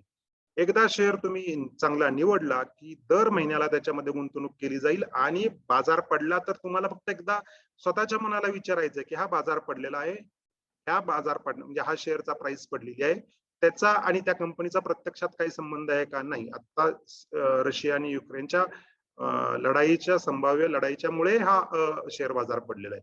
मग अशा वेळी मला जेवढं शक्य आहे तेवढं मी हे शेअर्स खरेदी केले पाहिजेत. अत्यंत उपयोगी, अत्यंत सोपा असा हा प्रकार आहे. दुर्दैवानं सगळ्यांना आता हा घ्यायचा कुठे? तर आपल्या ब्रोकरकडे अवेलेबल आहे का बघा. बहुसंख्य ब्रोकर आजकाल स्टॉक एसआयपी देत असतात. ऑनलाईन ज्यांचे डीमॅट असतील तर ते तर लगेच चेक करू शकतात, किंवा अगदीच नोखे असतील त्यांनी स्टॉक एसआयपी म्हणून तुम्ही गुगलला टाका, तुम्हाला सगळी माहिती मिळू शकेल आणि तुम्ही गुंतवणूक सुरू करू शकाल. आता पुढचा पर्याय जो आहे एक्सचेंज ट्रेडेड फंड. हा एक्सचेंज ट्रेडेड फंड काय करतो? तुम्हाला शेअर बाजार आणि म्युच्युअल फंड यांचे कंबाईन बेनिफिट्स देत असतो. म्हणजे काय? म्युच्युअल फंडामध्ये तुम्ही करत असता पैसे देता गुंतवणूकदारांना म्युच्युअल फंड ऑफिसला, आणि ते तुमच्या वतीने पैसे गुंतवणूक करत असतात. आणि शेअर मध्ये काय करत असतात? तुम्ही स्वतः खरेदी करत असतात. ह्या दोन्हीचं कॉम्बिनेशन एक्सचेंज ट्रेडेड फंडामध्ये असतं. त्यासाठी डीमॅट अकाउंटची गरज असते. डीमॅट अकाउंट ओपन करायचं आणि बाजार चालू असताना 9:30 ते 3:30 ह्या वेळामध्ये, 9:15 ते 3:30 ह्या वेळामध्ये तुम्ही बाजारभावाप्रमाणे रिअल टाइम व्हॅल्यू ज्याला म्हणतात, त्या रिअल टाइम आरटीव्ही ज्याला म्हणतात त्याप्रमाणे तुम्ही खरेदी करू शकता. म्युच्युअल फंडामध्ये कसं होतं की दिवसाच्या शेवटी जी प्राइस असती, एनएव्ही ज्याला म्हणतात, नेट एसेट व्हॅल्यू, त्याप्रमाणे खरेदी होती. त्यामुळे कदाचित काय होतं की दिवसभरात बाजार खूप खालती गेलेला असतो, तुम्हाला स्वस्त खरेदी करायची शक्य असते, परंतु तुम्ही त्यात करू शकत नाही तसं, कारण का दिवसाच्या शेवटचीच तुम्हाला प्राइस मिळते. पण ईटीएफ, एक्सचेंज ट्रेडेड फंड, हा एक पाऊल पुढे जातो आणि याच्यामध्ये तुम्हाला रिअल टाइम व्हॅल्यू, आता समजा 10:30 झालेली आहे, तर 10:30 तुम्ही काय जो बाजारभाव असेल त्याप्रमाणे ते खरेदी करू शकता. आता याच्यामध्ये जो पॉप्युलर सर्वात जो एक्सचेंज ट्रेडेड फंड आहे त्याला म्हणतात इंडेक्स इक्विटी ट्रेडेड फंड. ह्याच्यामध्ये तुम्ही सेन्सेक्स किंवा निफ्टी खरेदी करू शकता आणि त्याच्यामध्ये ट्रेड करू शकता. म्हणजे ज्यांना खरंच खूप इंटरेस्ट असेल गुंतवणुकीमध्ये आणि डे टू डे त्याला पार्टिसिपेट व्हायचं असेल, परंतु शेअर मध्ये जायचं नाहीये, ऍक्च्युली त्या लोकांसाठी हा खूप चांगला आहे इंडेक्स ईटीएफ. निफ्टी 20 ज्याला म्हणतात, अशा प्रकारामध्ये तुम्ही रोजच्या रोज ट्रेडिंग करू शकता. फक्त डीमॅट अकाउंट पाहिजे आणि आधीच्या गुंतवणुकीसारखा नाहीये हा. ह्याच्यामध्ये तुम्हाला ऍक्टिव्ह इन्व्हेस्टमेंट तुम्हाला रोज यावं लागेल म्हणजे कंपल्सरी नाहीये, तुम्ही रोज आला तर तुम्हाला खरा फायदा मिळेल. त्याच्याप्रमाणेच गोल्ड ETF पण आहेत. गोल्ड मध्ये तुम्ही रोज ट्रेडिंग करू शकता. बाकीच्या फंडामध्ये रोज ट्रेडिंग करू शकत नाही, पण एक्सचेंज ट्रेडेड फंडामध्ये you can do the daily trading. बाकीचे फायदे आहेतच, पारदर्शक व्यवहार आहेत, एक्सचेंज, स्टॉक एक्सचेंज, सेबी वगैरे कंट्रोल करत असतं, हे फायदे नेहमीप्रमाणे आहेतच. हा प्रकार झाला. 6वा प्रकार, ज्या गुंतवणूकदारांना आधीचे प्रकार सगळे माहित असतील किंवा ऑलरेडी आपण सगळे पर्याय हाताळलेले आहेत, आपल्याला नवीन प्रकार काहीतरी हाताळायचा आहे, अशा लोकांसाठी ETF हा पर्याय आहे, अर्थात डीमॅट अकाउंट त्यासाठी कंपल्सरी आहे. पुढचा पर्याय आहे फ्युचर्स अँड ऑप्शन. अत्यंत थोड्या वेळात आपण याची तोंडओळख करून घेणार आहे. फ्युचर अँड ऑप्शन हा शेअर बाजाराचा असा प्रकार आहे ज्याला वायदा बाजार म्हणतात. या प्रकारामध्ये तुम्हाला पूर्ण रक्कम भरावी लागत नाही, कमी रक्कम भरून, ज्याला मार्जिन मनी म्हणतात, अशी मार्जिन मनी भरून तुम्ही पूर्ण रकमेचा व्यवहार करू शकता. अत्यंत सोपं उदाहरण घेऊया आपण. वेळ आपल्याकडे फार नाहीये, त्यामुळे सोप्या उदाहरणानं मी प्रयत्न करतो तुम्हाला समजून द्यायचा, की समजा आपल्याला 2 लाख रुपयाचा व्यवहार करायचा आहे बाजारामध्ये, परंतु मला 2 लाख रुपये भरायचे नाहीयेत, तर सेबीने ठरवून दिलेला समजा त्याचा 20% मार्जिन मनी असेल, तर 2 लाखाच्या 20%च मला पैसे भरायचेत, त्याला म्हणतात मार्जिन मनी. 2 लाखाच्या 20% म्हणजे 40,000 रुपये भरूनच मी हा व्यवहार करणार आहे, आणि तो व्यवहार करून मी ठराविक कालावधीसाठी 1 महिना, 2 महिना किंवा जास्तीत जास्त 3 महिना ह्या मर्यादित कालावधीसाठीच हा त्या व्यवहारामध्ये मी एंट्री करणार आहे. आता लोकांना प्रश्न पडतो की राहिलेले प्रश्न, मी पैसे कधी भरणार 1,60,000, तर ते मला भरावे लागतच नाहीत. म्हणूनच ह्या प्रकाराला वायदा म्हणतात, की फक्त आपण वायदा करत असतो की हा शेअर वर जाणार आहे, मला 2 लाख रुपयाचा व्यवहार करायचा आहे, परंतु मी फक्त 40,000 रुपये भरून आता त्याच्यामध्ये पार्टिसिपेट होत आहे. तुम्हाला फायदा किंवा तोटा मात्र 2 लाखावर होणार आहे, परंतु तुम्हाला भरायचे 40,000च फक्त. त्यामुळे ज्याला आपण रिटर्न ऑन इन्व्हेस्टमेंट म्हणतो, ROI ज्याला म्हणतो, तो ह्या प्रकारामध्ये अतिशय चांगला असतो. कारण तुम्हाला फायदा पूर्ण व्हॅल्यूवर मिळतो, परंतु रक्कम तुम्हाला खूपच कमी अडकवावी लागते. ह्या गुंतवणूक प्रकाराचा अजून एक फायदा असा आहे की याच्यामध्ये बाजार वर जाताना पण आपण सहभाग घेऊ शकता, बाजार खालती जाताना पण सहभाग घेऊ शकता, आणि डे टू डे प्रॉफिट कमवू शकता. त्याला फ्युचर्स लॉंग म्हणतात आणि फ्युचर शॉर्ट म्हणतात. ज्यावेळी आपल्याला वाटतं की बाजाराला येणाऱ्या कालावधीमध्ये वर जाण्याचे चिन्ह आहेत, तर you should go for future long. Otherwise ज्यावेळी तुम्हाला असं वाटतं की मार्केट खालती पडेल, त्यावेळी तुम्ही फ्युचर शॉर्टला गेला पाहिजे. ह्याच प्रकारामध्ये ऑप्शन नावाचा एक प्रकार असतो, अतिशय सुरक्षित असतो.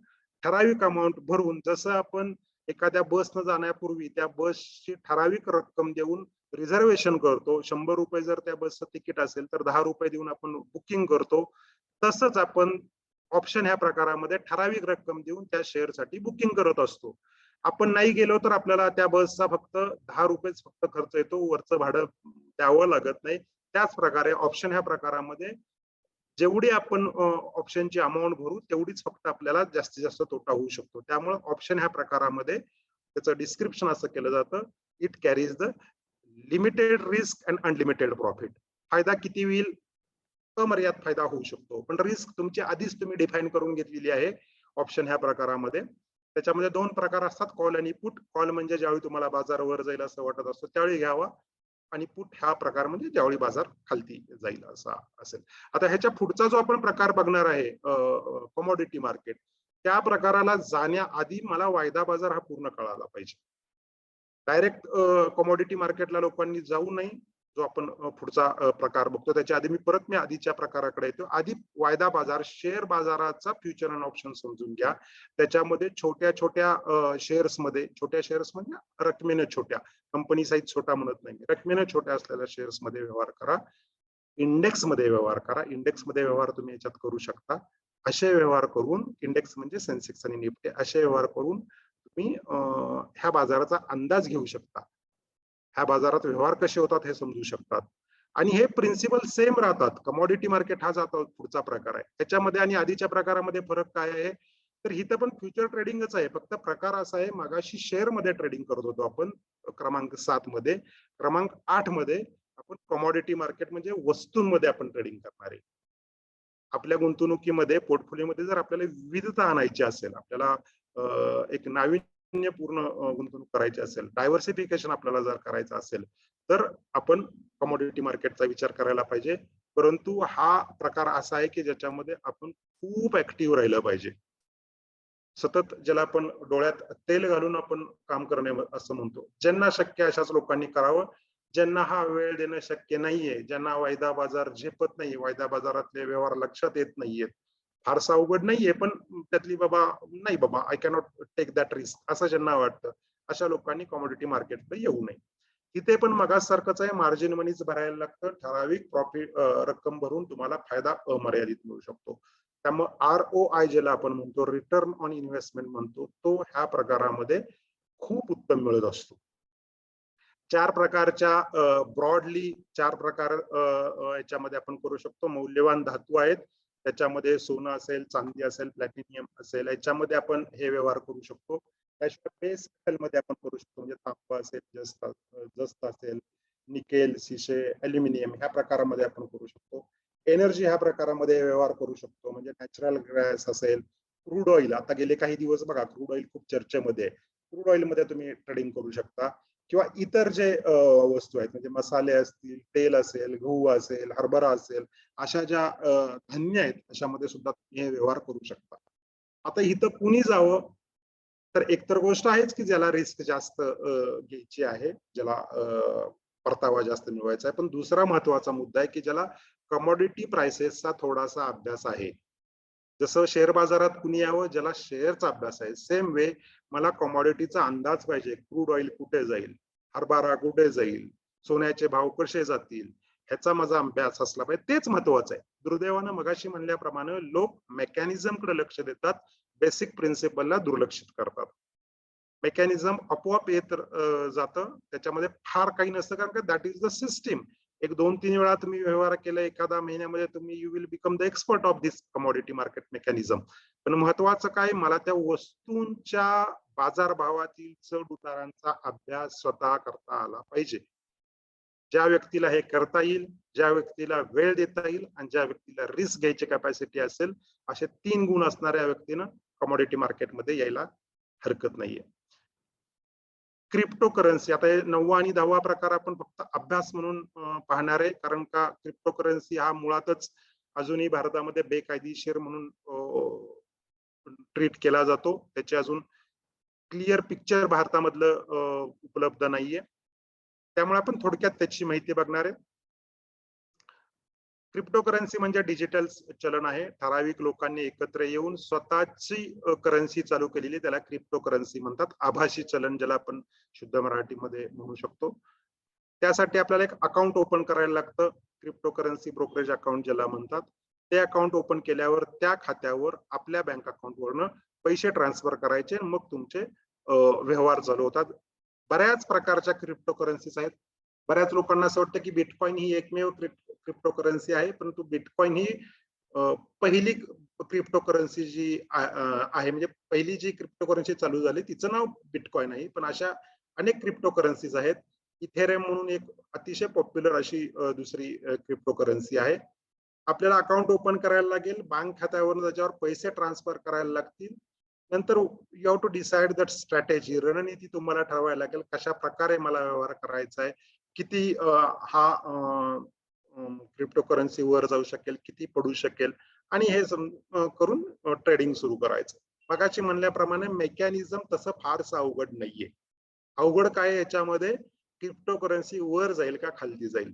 आता दुर्दैवानं क्रिप्टो करन्सीचा अभ्यास करायला तुम्हाला म्हणजे त्याच्या बाजारभावातील चढ उतारांचा अभ्यास करायला फारसं मटेरियल अवेलेबल नसतं. कारण का मुळातच क्रिप्टो करन्सी ही कायदेशीर नाहीये. कुठल्या गव्हर्नमेंटनं, कुठल्या रिझर्व्ह बँकेनं त्याच्यावर कंट्रोल आणलेला नाहीये. त्यामुळे त्याची मागणी वाढली, जो अर्थशास्त्राचा अगदी मूलभूत नियम आहे, if supply is more price will go down, if demand is more price will go up. मागणी जर वाढली तर किंमत वर जाईल, पुरवठा जर वाढला तर किंमत कमी जाईल. अतिशय मूलभूत नियमावर आधारित ही क्रिप्टो करन्सी चालत असते. त्यामुळं आपल्याला असंच अंदाजच करायला लागतं, म्हणजे काय आपण ज्याला मराठीत अंदाजपंच धागोदर्श असं म्हणायचं. Same you have to do the trading here. फार काय त्याच्यामध्ये शेअर बाजारामध्ये जसं तुम्हाला शेअर मार्केटचा फंडामेंटल अनालिसिस करतो, टेक्निकल अनालिसिस करतो, तसं इथं आपल्याला काही करता येत नाही, कारण का मूलभूत असे ऑथेंटिकेट आकडेवारीच उपलब्ध नसती. त्यामुळे आपल्याला क्रिप्टोकरन्सीचा अभ्यास करता येत नाही. पण ज्यांना ठीक आहे, आपल्याला एक काहीतरी थ्रिल म्हणून करायचंय, माझ्या आता ऑलरेडी सगळे प्रकार, आतापर्यंतचे 8 प्रकार मी ऑलरेडी करतो, मला नवीन काहीतरी करायचंय, अशा लोकांसाठी क्रिप्टोकरन्सी हा प्रकार हाताळायला हरकत नाहीये. परंतु दुर्दैवानं त्याच्या बाबतीत जर काही गैरव्यवहार झाले तर you cannot go to the government. जसे एखादा म्युच्युअल फंड जर काही बंद पडला, काही प्रॉब्लेम झाला, तर त्याच्यासाठी सेबी संस्था आहे. तसं क्रिप्टोकरन्सीवर दुर्दैवानं आज मितीला कोणती संस्था नाहीये जी हे कंट्रोल करू शकते. असं असलं तरी याच्यावर प्राप्तिकराचा मात्र बडगा आलेला आहे. आता ह्या वर्षीच्या बजेटमध्ये प्राप्तिकराचा बडगा आलेला आहे. म्हणजे जर तुम्ही क्रिप्टोकरन्सी मध्ये व्यवहार करत असाल तर सरकार म्हणतं की त्यातील व्यवहारांचे आम्ही घेत नाहीये, ऍश्युरन्स देत नाहीये, खात्री देत नाहीये, पण त्याच्यावर जर प्रॉफिट कमवला तर मात्र तुम्हाला प्राप्तिकर द्यावा लागेल. त्यामुळे 2 प्रकारच्या खात्रीमध्ये आपण सापडतो क्रिप्टोकरन्सी मध्ये व्यवहार करताना. क्रिप्टोकरन्सीचा अजून एक प्रकार आहे ज्याला नॉन फंजिबल टोकन म्हणतात, NFT. गेल्या काही दिवसांमध्ये अगदी अमिताभ बच्चन असतील किंवा मोठमोठे कलाकार असतील, यांच्या नावाने NFT विषयी बरीच चर्चा झाली. ही एक डिजिटल मालमत्ता आहे. उदाहरणार्थ काही जुनी चित्र असतील, काही शोभेच्या वस्तू असतील, काही आर्टवर्क असेल, हे तुम्ही खरेदी करू शकता. अर्थात खरेदी करू शकता म्हणजे ते डिजिटल फॉर्म मध्ये फक्त खरेदी करू शकता, परंतु ती वस्तू तुम्हाला प्रत्यक्षात मिळत नाही. एखादं जुनं चित्र असेल तर ते चित्र तुम्हाला डिजिटल स्वरूपात फक्त मिळत असतं. शोभेच्या वस्तू असतात तर त्या शोभेच्या वस्तू तुम्ही डिजिटल स्वरूपात घेऊ शकत असता. तुम्हाला त्याचं प्रत्यक्ष ताबा मिळत नाही. ते तुम्हाला मालकी हक्क तसा मिळत नाही, फक्त डिजिटल मालकी हक्क मिळतो. परत ह्या वस्तूची ज्यावेळी किंमत वाढेल, त्याला डिमांड वाढेल, त्या संबंधित व्यक्ती, उदाहरणार्थ अमिताभ बच्चन यांच्या वस्तू तुम्ही आता खरेदी केल्या, अमिताभ बच्चन यांचा त्यांच्याविषयी परत पॉप्युलॅरिटी वाढली, म्हणजे आता आहेच, अजूनही वाढली, तर देन परहॅप्स त्या वस्तूंना डिमांड वाढेल आणि त्याची किंमत वाढेल. परत हा मगाच सारखाच आहे, क्रिप्टोकरन्सी सारखाच आहे. खरं तर NFT ला क्रिप्टोकरन्सीचाच एक भाग म्हणतात. त्यामुळं ह्याच्याविषयी फारशी अशी माहिती उपलब्ध नाहीये. जर कोण म्हणत असेल की मी अभ्यास करून याच्यामध्ये एंट्री करेन, तर ते शक्य नाहीये, कारण अभ्यास करायला आकडेवारीच उपलब्ध नाहीये. फक्त मला एंट्री करायची, जसं मगाशी म्हणल्याप्रमाणे थ्रिल ज्याला पाहिजे क्रिप्टोकरन्सी सारखं, अशा लोकांनी NFT मध्ये प्रवेश करावा. अर्थात आपण जरी असं म्हणत असलो तरी दुसऱ्या बाजूला NFT मध्ये होणाऱ्या व्यवहारांची संख्या प्रचंड वाढत आहे. पर्टिक्युलरली तरुणाईला NFT ची खूप आकर्षण आहे. तरुण मुलं जे आहेत त्यांना NFT असेल किंवा क्रिप्टोकरन्सी असेल, याचं प्रचंड आकर्षण आहे. याचं कारण एक आहे, कमी कालावधीत जास्त पैसा मिळवणे हा उद्देश ठेवून हे लोक हे तरुण मुलं याच्यामध्ये येत असतात. त्यामुळं आता यू अँड मी, एखादा गुंतवणूकदार याच्यावर आता फार भाष्य करणं चुकीचं आहे. येणारा कालावधी त्याचं काय होईल, पण असं दिसतंय की काही कालावधीनंतर जगाला हे मान्यच करायला लागेल की क्रिप्टोकरन्सी आणि NFT हे आपले रेग्युलर इन्व्हेस्टमेंटचे पार्ट आहेत. परंतु निदान आता तरी आपण याच्यामध्ये काळजीपूर्वकच गुंतवणूक करायला पाहिजे. आपण हे गुंतवणुकीचे 10 प्रकार बघितले. मला वाटतं मी वेळेत संपवले. शेवटचं आपण 1-2 मिनिटं बघूया. हे नवीन प्रकार बघण्याआधी आपण 3 गोष्टी आपण बघायला पाहिजेत. 3 गोष्टी आपण बघायला पाहिजेत की नवीन मार्ग शोधण्याआधी मी जुने पर्याय नीट हाताळलेले आहेत ना, आधीचे जे आपण जे नेहमीचे पर्याय आहेत ते नीट हाताळत आहेत का. दुसरा प्रश्न मी स्वतःला विचारायला पाहिजे, ह्यातील मी जोखीम समजून घेतलेली पाहिजे आहे का. उदाहरण पर्टिक्युलरली वायदा बाजार वगैरे ह्याच्या पुढचे, नॅशनल पेन्शन स्कीम वगैरे ठीक आहे, परंतु त्याच्या पुढे जर जात असेल तर मी जोखीम समजून घेतलेली आहे का. आणि शेवटचं म्हणजे माझ्या स्वतःच्या आर्थिक जबाबदारीची जाणीव मला आहे ना, माझ्यावर कर्ज किती आहे, माझ्यावर ऑलरेडी आर्थिक बोजा किती आहे. हे जर 3 प्रश्नांची उत्तरं आपल्याला समाधानकारक, स्वतःलाच प्रश्न विचारा, ही जर उत्तर समाधानकारक मिळाली तर ह्या नवीन वाटांकडे या. आणि यातील पहिले 3-4 प्रकार जे म्हणलेले NPS असेल, स्टॉक SIP असेल, म्युच्युअल फंडाचे जे प्रकार असेल, गोल्ड म्युच्युअल फंड असेल, ते तर प्रत्येकानं अवश्य स्वीकारले पाहिजेत. धन्यवाद पुन्हा एकदा लोकसत्ताचे आणि सर्व दर्शकांचे मला संधी दिल्याबद्दल. मी थोडासा वेळ जास्त घेतला तरी मी माझं प्रेझेंटेशन धन्यवाद. धन्यवाद. आभारी आहे डॉक्टर साहेब. खूप चांगल्या पद्धतीने हे सगळ्या तुम्ही आम्हाला नवीन संधी, नवीन आणि जुन्या सुद्धा, आणि मला तर खरं काय आवडलं म्हणजे तुम्ही त्यामध्ये नकळतपणे आमच्या गुंतवणुकीच्या सवयीवरती आणि वृत्तीवरती सुद्धा बोट ठेवत तुम्ही हे सगळं मार्गदर्शन केलं. ते मला खूप भावलं. आमच्या बरोबर राहत म्हणजे तुम्ही आपल्या पुढच्या तिसऱ्या टप्प्यामध्ये सुद्धा तुम्हाला बरेच प्रश्न सुद्धा इथे आलेले. तर ताटके साहेब आपले आभार. आपण ताबडतोब शैलेश दीक्षित साहेब तुमचं इथे खूप खूप स्वागत. अर्थभान जे सातत्याने आपण 4 भाग आपण बघतोय, गेले 3 भाग आणि आजचा 4था भाग मध्ये, त्यामुळे शैलेंद्र दीक्षित साहेब आपल्याला अजिबात नवीन नाहीत. आदित्य बिर्ला सन लाईफ म्युच्युअल फंडाचे झोनल मॅनेजर म्हणून ते काम करत असतात आणि इन्व्हेस्टमेंट म्हणजे गुंतवणूकदारांना मार्गदर्शन करण्याच्या विभागामध्येच ते झोनल मॅनेजर म्हणून काम करत असतात. अनेक वेळेला आमच्या बरोबर त्यांनी काम केलेलं आहे. मुळात इंजिनियर आहेत आणि त्याच्यानंतर त्यांनी MBA ची पण पदवी संपादित केलेली आहे. म्युच्युअल फंड उद्योग किंवा सेक्टरचा म्हणून त्यांना एक 20 वर्षाचा अनुभव आहे. अशा सगळ्या अनुभवासकट शैलेंद्र दीक्षित साहेब आज आपल्यामध्ये मार्गदर्शनासाठी उपस्थित आहेत. मी त्यांना विनंती करतो की त्यांनी आपलं मार्गदर्शन सुरू करावं.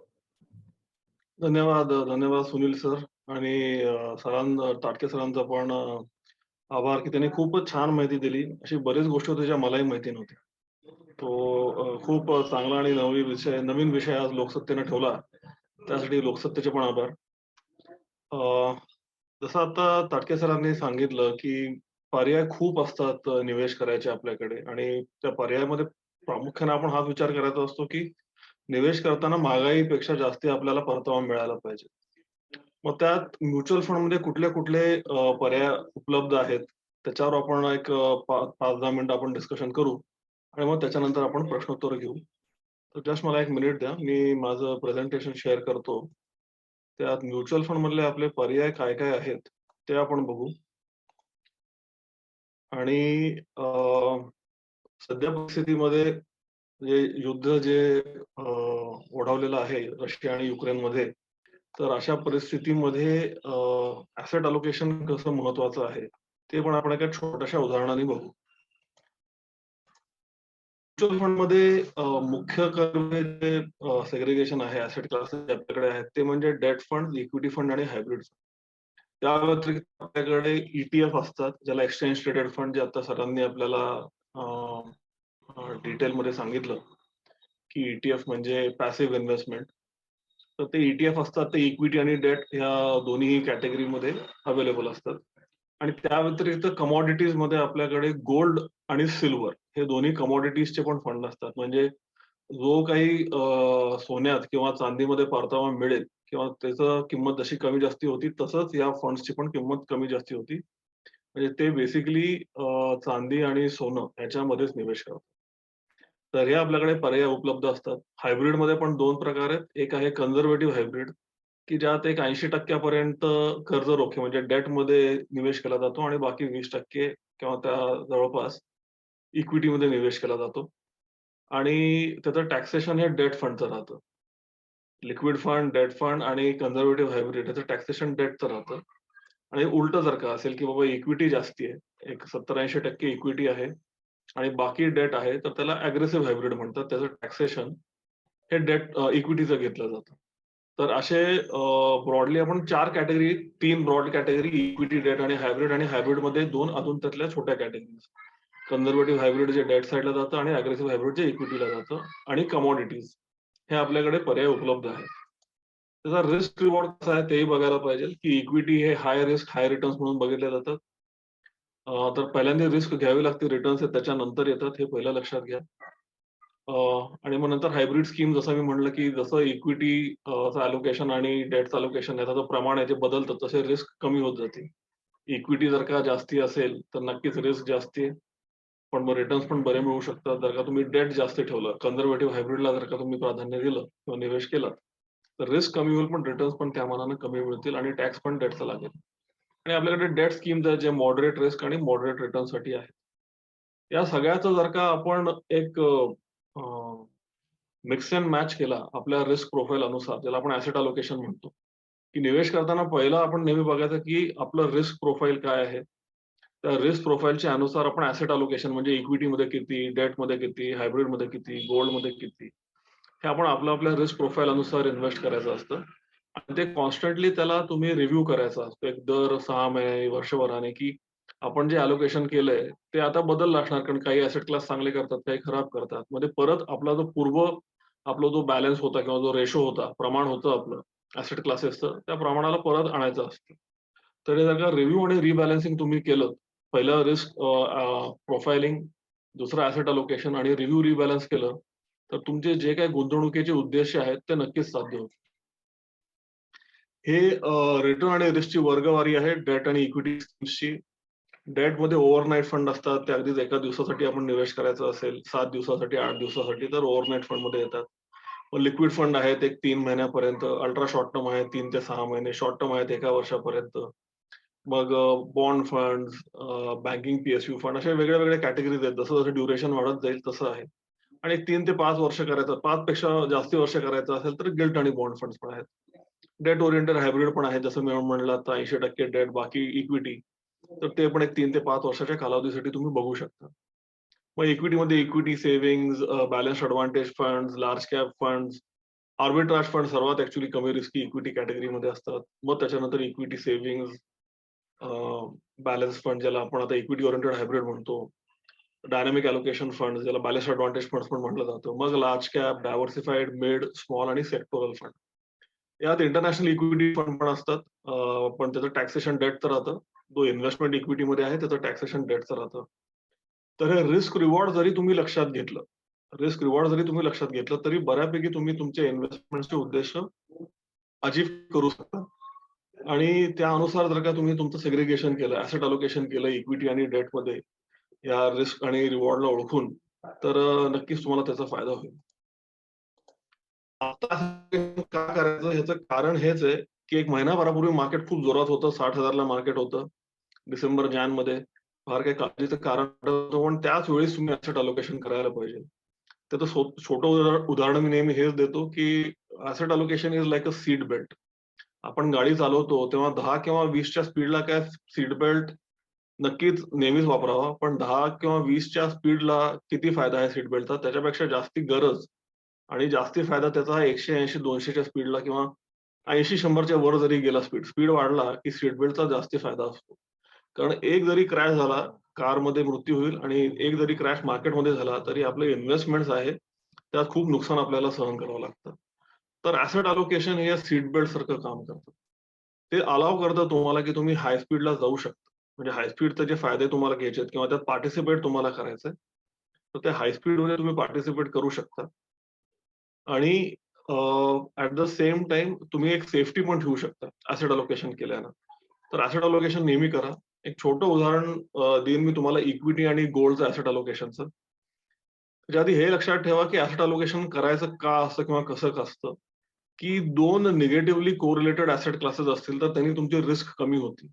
निगेटिव्ह म्हणजे काय, एक वर गेला तर दुसरा खाली जातो. म्हणजे त्यांचं जे कोरिलेशन आहे ते इन्व्हर्स आहे. किंवा एकाचे चांगले दिवस असतील तर दुसऱ्याचे फारसे काही चांगले परतावा मिळत नाही.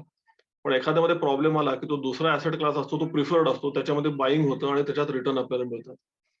तरी मी मागच्या आठवड्यात सांगितलं असतं तर कदाचित लोकांना एवढं लगेच कळालं नसतं. पण या आठवड्यात आपण बघितलंय, की जो ऍसेट क्लास एकदम वर गेला तो म्हणजे गोल्ड. एक 2-3 आठवड्यापूर्वी सोनं कदाचित 46, 47, 48,000 ला चाललं असेल. आणि आज आपण बघतोय 52-53,000 ला चाललंय. कदाचित वर जात राहील तोपर्यंत हे युद्धजन्य परिस्थिती चालू राहील. तर आपण आता क्लासिक बघितलं, की मार्केट जरी खाली आलं व्होलॅटिलिटीमुळे, गोल्ड वर गेलं. तर जर का तुमच्या एक ऍसेट अलोकेशनचा पोर्टफोलिओ असता, की ज्यात इक्विटी आणि गोल्ड हे काही कुठल्याही म्हणजे जे प्रमाण तुम्हाला योग्य वाटतं त्या प्रमाणात असते, तर नक्कीच तुम्हाला त्याचा फायदा झाला असता आणि मार्केट पडला तर तुम्हाला तेवढं नुकसान झालं नसतं. गोल्डचा तुम्हाला परतावा मिळाला असता.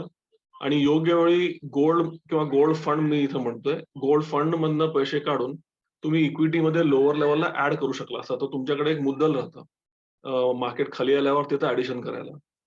छोटं उदाहरण देतो मी तुमच्या समोरच आहे. हा हिस्टॉरिक डेटा आहे म्हणजे, आणि सेन्सेक्सचा डेटा आहे, त्यामुळे कुठलं फंड तर बोलत नाहीये मी. मार्केटची एसआयपी जर का आपण बघितली, एक 3 वर्षाची एसआयपी आपण जर का मार्केटची बघितली, गेले 10 वर्षात दर 3 महिन्याचा परतावा दर महिन्याचा, म्हणजे जानेवारी ते जानेवारी 3 वर्ष, म्हणजे जानेवारी 2007 ते जानेवारी 2010 हा एक इंडिकेटर झाला. मग फेब्रुवारी ते फेब्रुवारी, मार्च ते मार्च असे दरवर्षी तुम्हाला 12 इंडिकेटर मिळतील. असे गेले 12-13 वर्षाचा हा चार्ट आहे. सिक्वेन्शियल रिटर्न्स आपल्याला म्हणता येईल. 3 इयर सिक्वेन्शियल रिटर्न. हा सेन्सेक्स आहे. तुम्ही बघा की कसं 3 इयरची एसआयपी खाली जाऊ शकते. 2013 ला मार्केट आपटलं, 2016 ला मार्केट आपटलं होतं. तर 3 वर्षाची एसआयपी तुमची निगेटिव्ह जाऊ शकते. 2020 मी तर घेतलेलं नाहीये.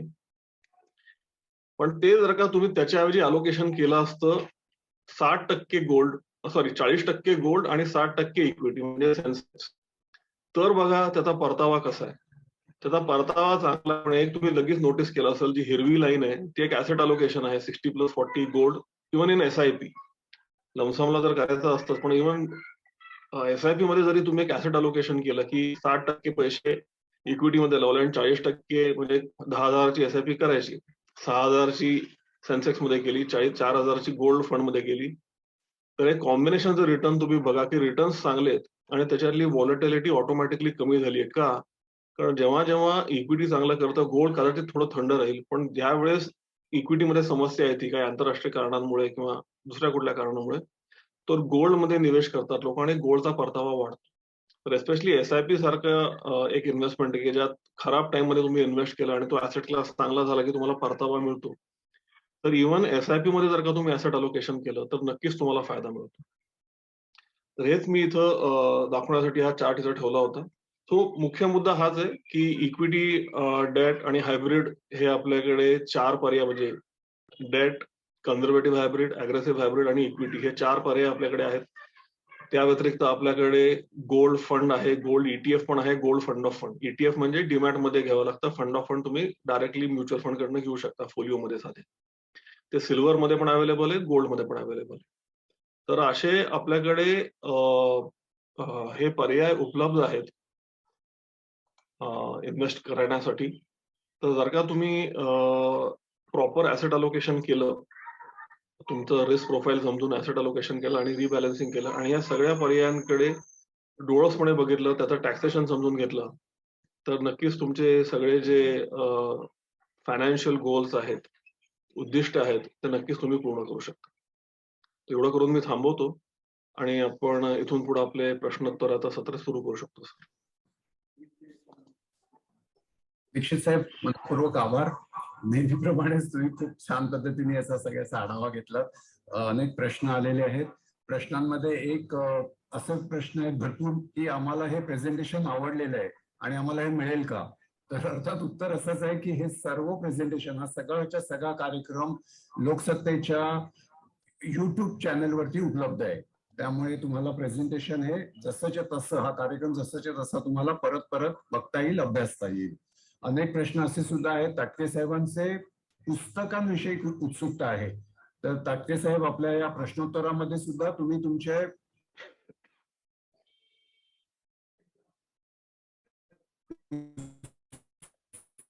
पुस्तकांची नावं आणि मला वाटतं शुभांगी घोसाळकर मॅडमनी प्रश्न विचारलाय, त्यांना एनपीएस बद्दल हा प्रश्न आहे. ताटके साहेब, आपण उत्तर देऊ शकता. त्या म्हणतात की जर गव्हर्नमेंट बदललं, उद्या केंद्र सरकार बदललं, तर ही एनपीएस ची स्कीम बदलेल का आणि ती किती सुरक्षित आहे? म्हणजे ती केंद्र सरकारच्या धोरणावरती अवलंबून आहे का ते एक स्वतंत्र आहे? आणि कसं, तुम्हाला काय वाटतं ताटके साहेब?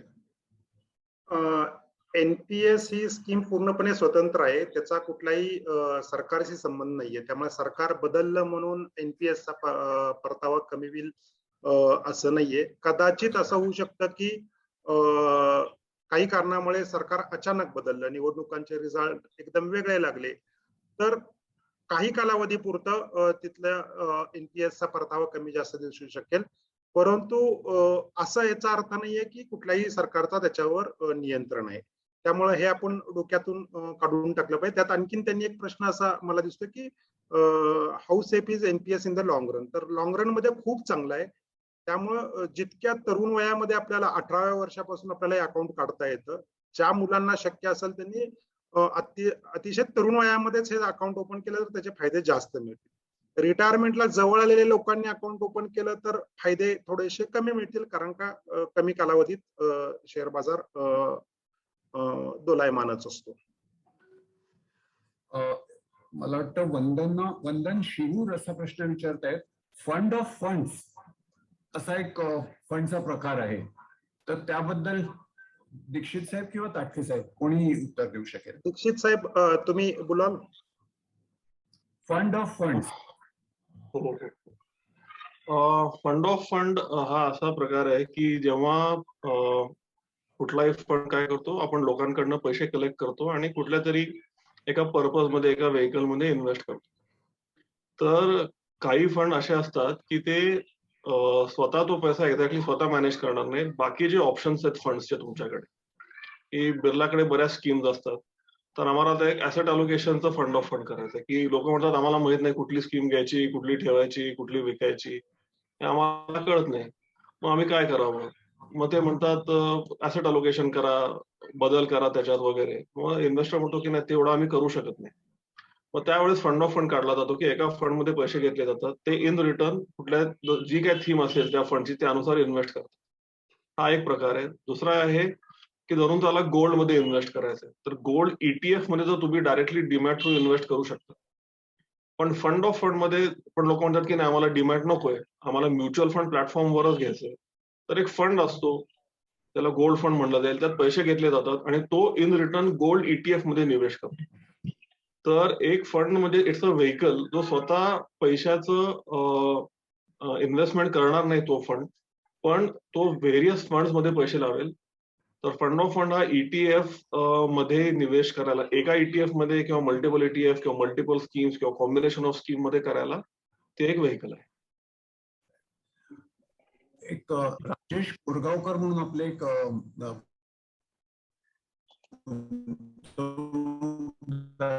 ते म्हणतात अटल पेन्शन आणि NPS, अटल पेन्शन आणि NPS मधला फरक समजून सांगा. ताटके सर सांगू शकतो. ताटके सरांनी सांगा.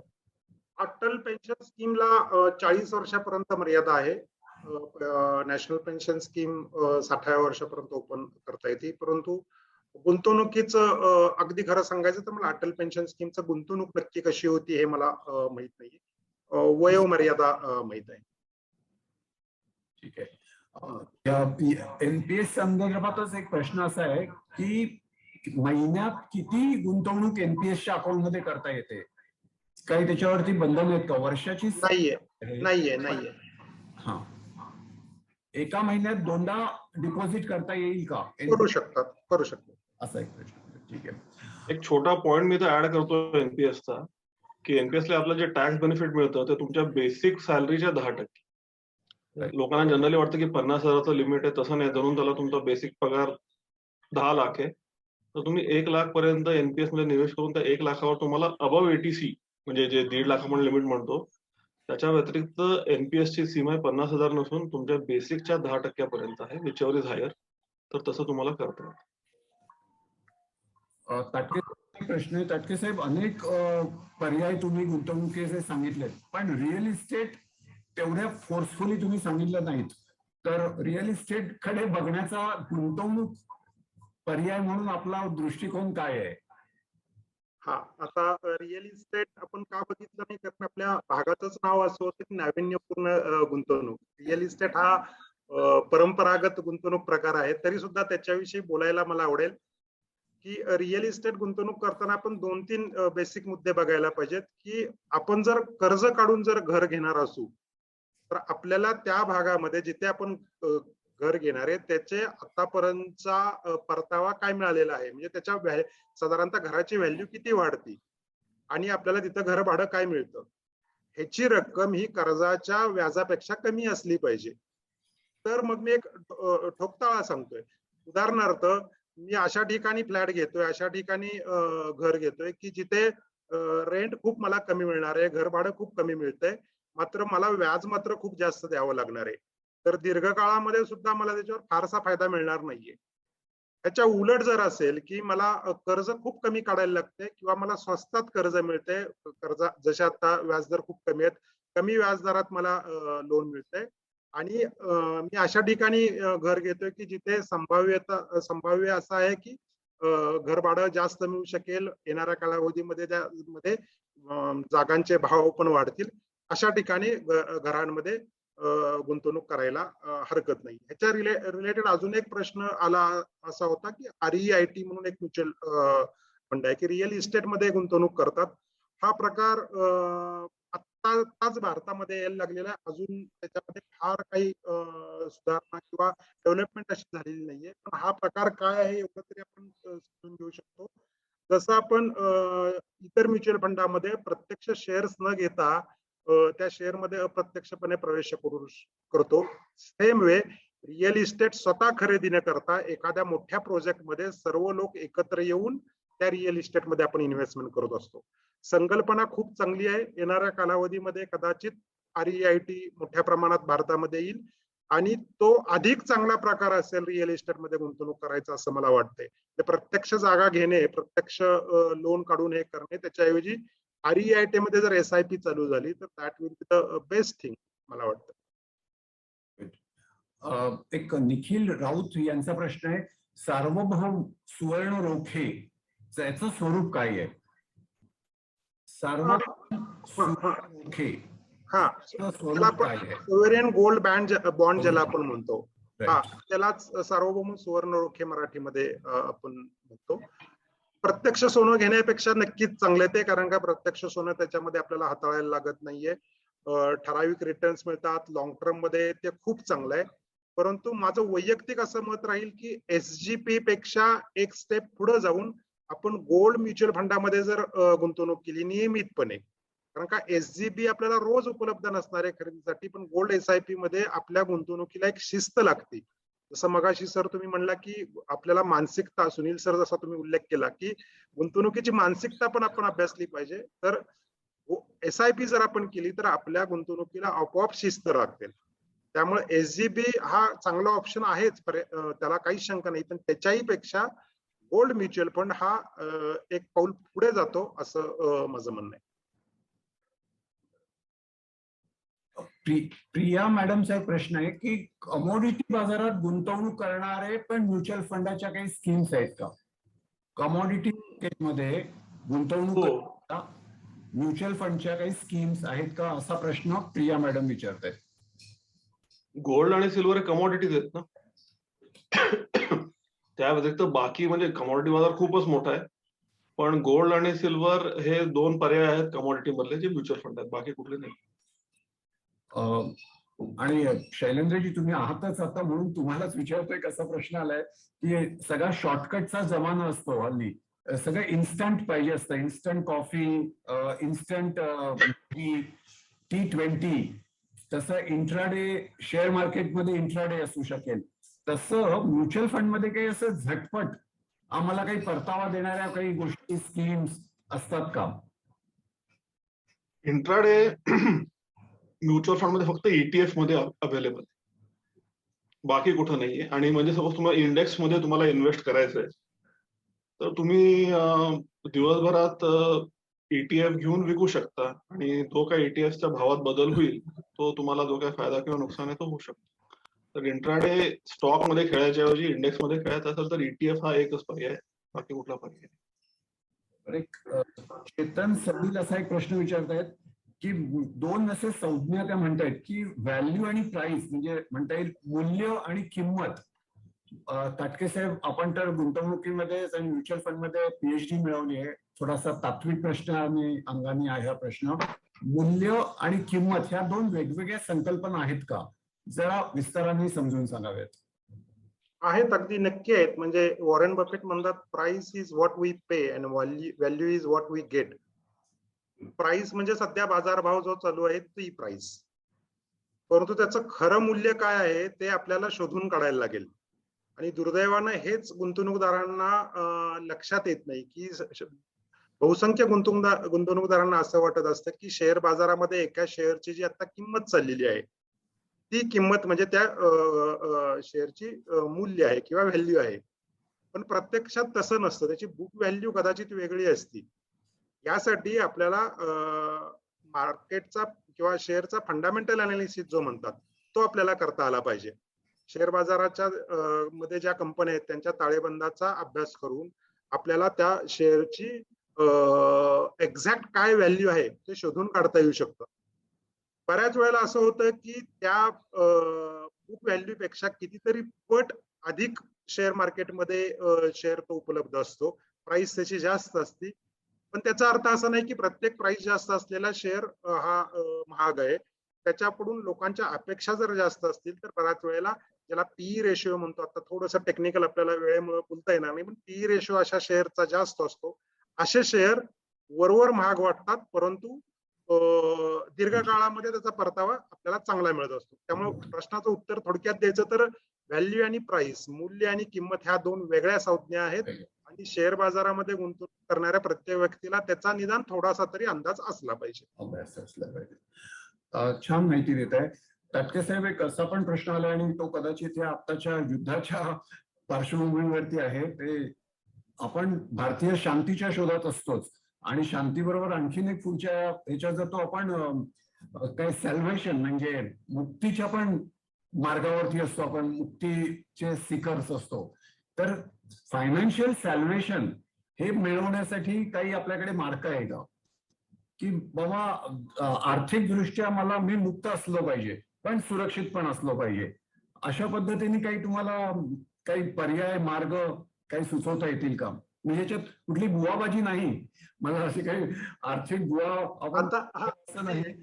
एकदम ठोस उत्तर देणं खूप अवघड आहे, पण साधारणतः ठोकताळे आपल्याला असं करता येतील की आपली जी गुंतवणूक आहे त्या गुंतवणुकीवरील एकूण परतावा हा आपल्या मंथली एक्सपेन्सेस पेक्षा ज्यावेळी जास्त होईल, उदाहरणार्थ दर महिन्याला माझा घर खर्च आणि बाकी सगळा खर्च मिळून 25,000 ते 30,000 रुपये येतो समजा, आणि माझी गुंतवणूक जर केलेली आहे त्याच्यावरचा परतावा आता फक्त 15,000च येतोय, तर मी अजूनही आर्थिकदृष्ट्या स्वतंत्र झालेलो नाहीये.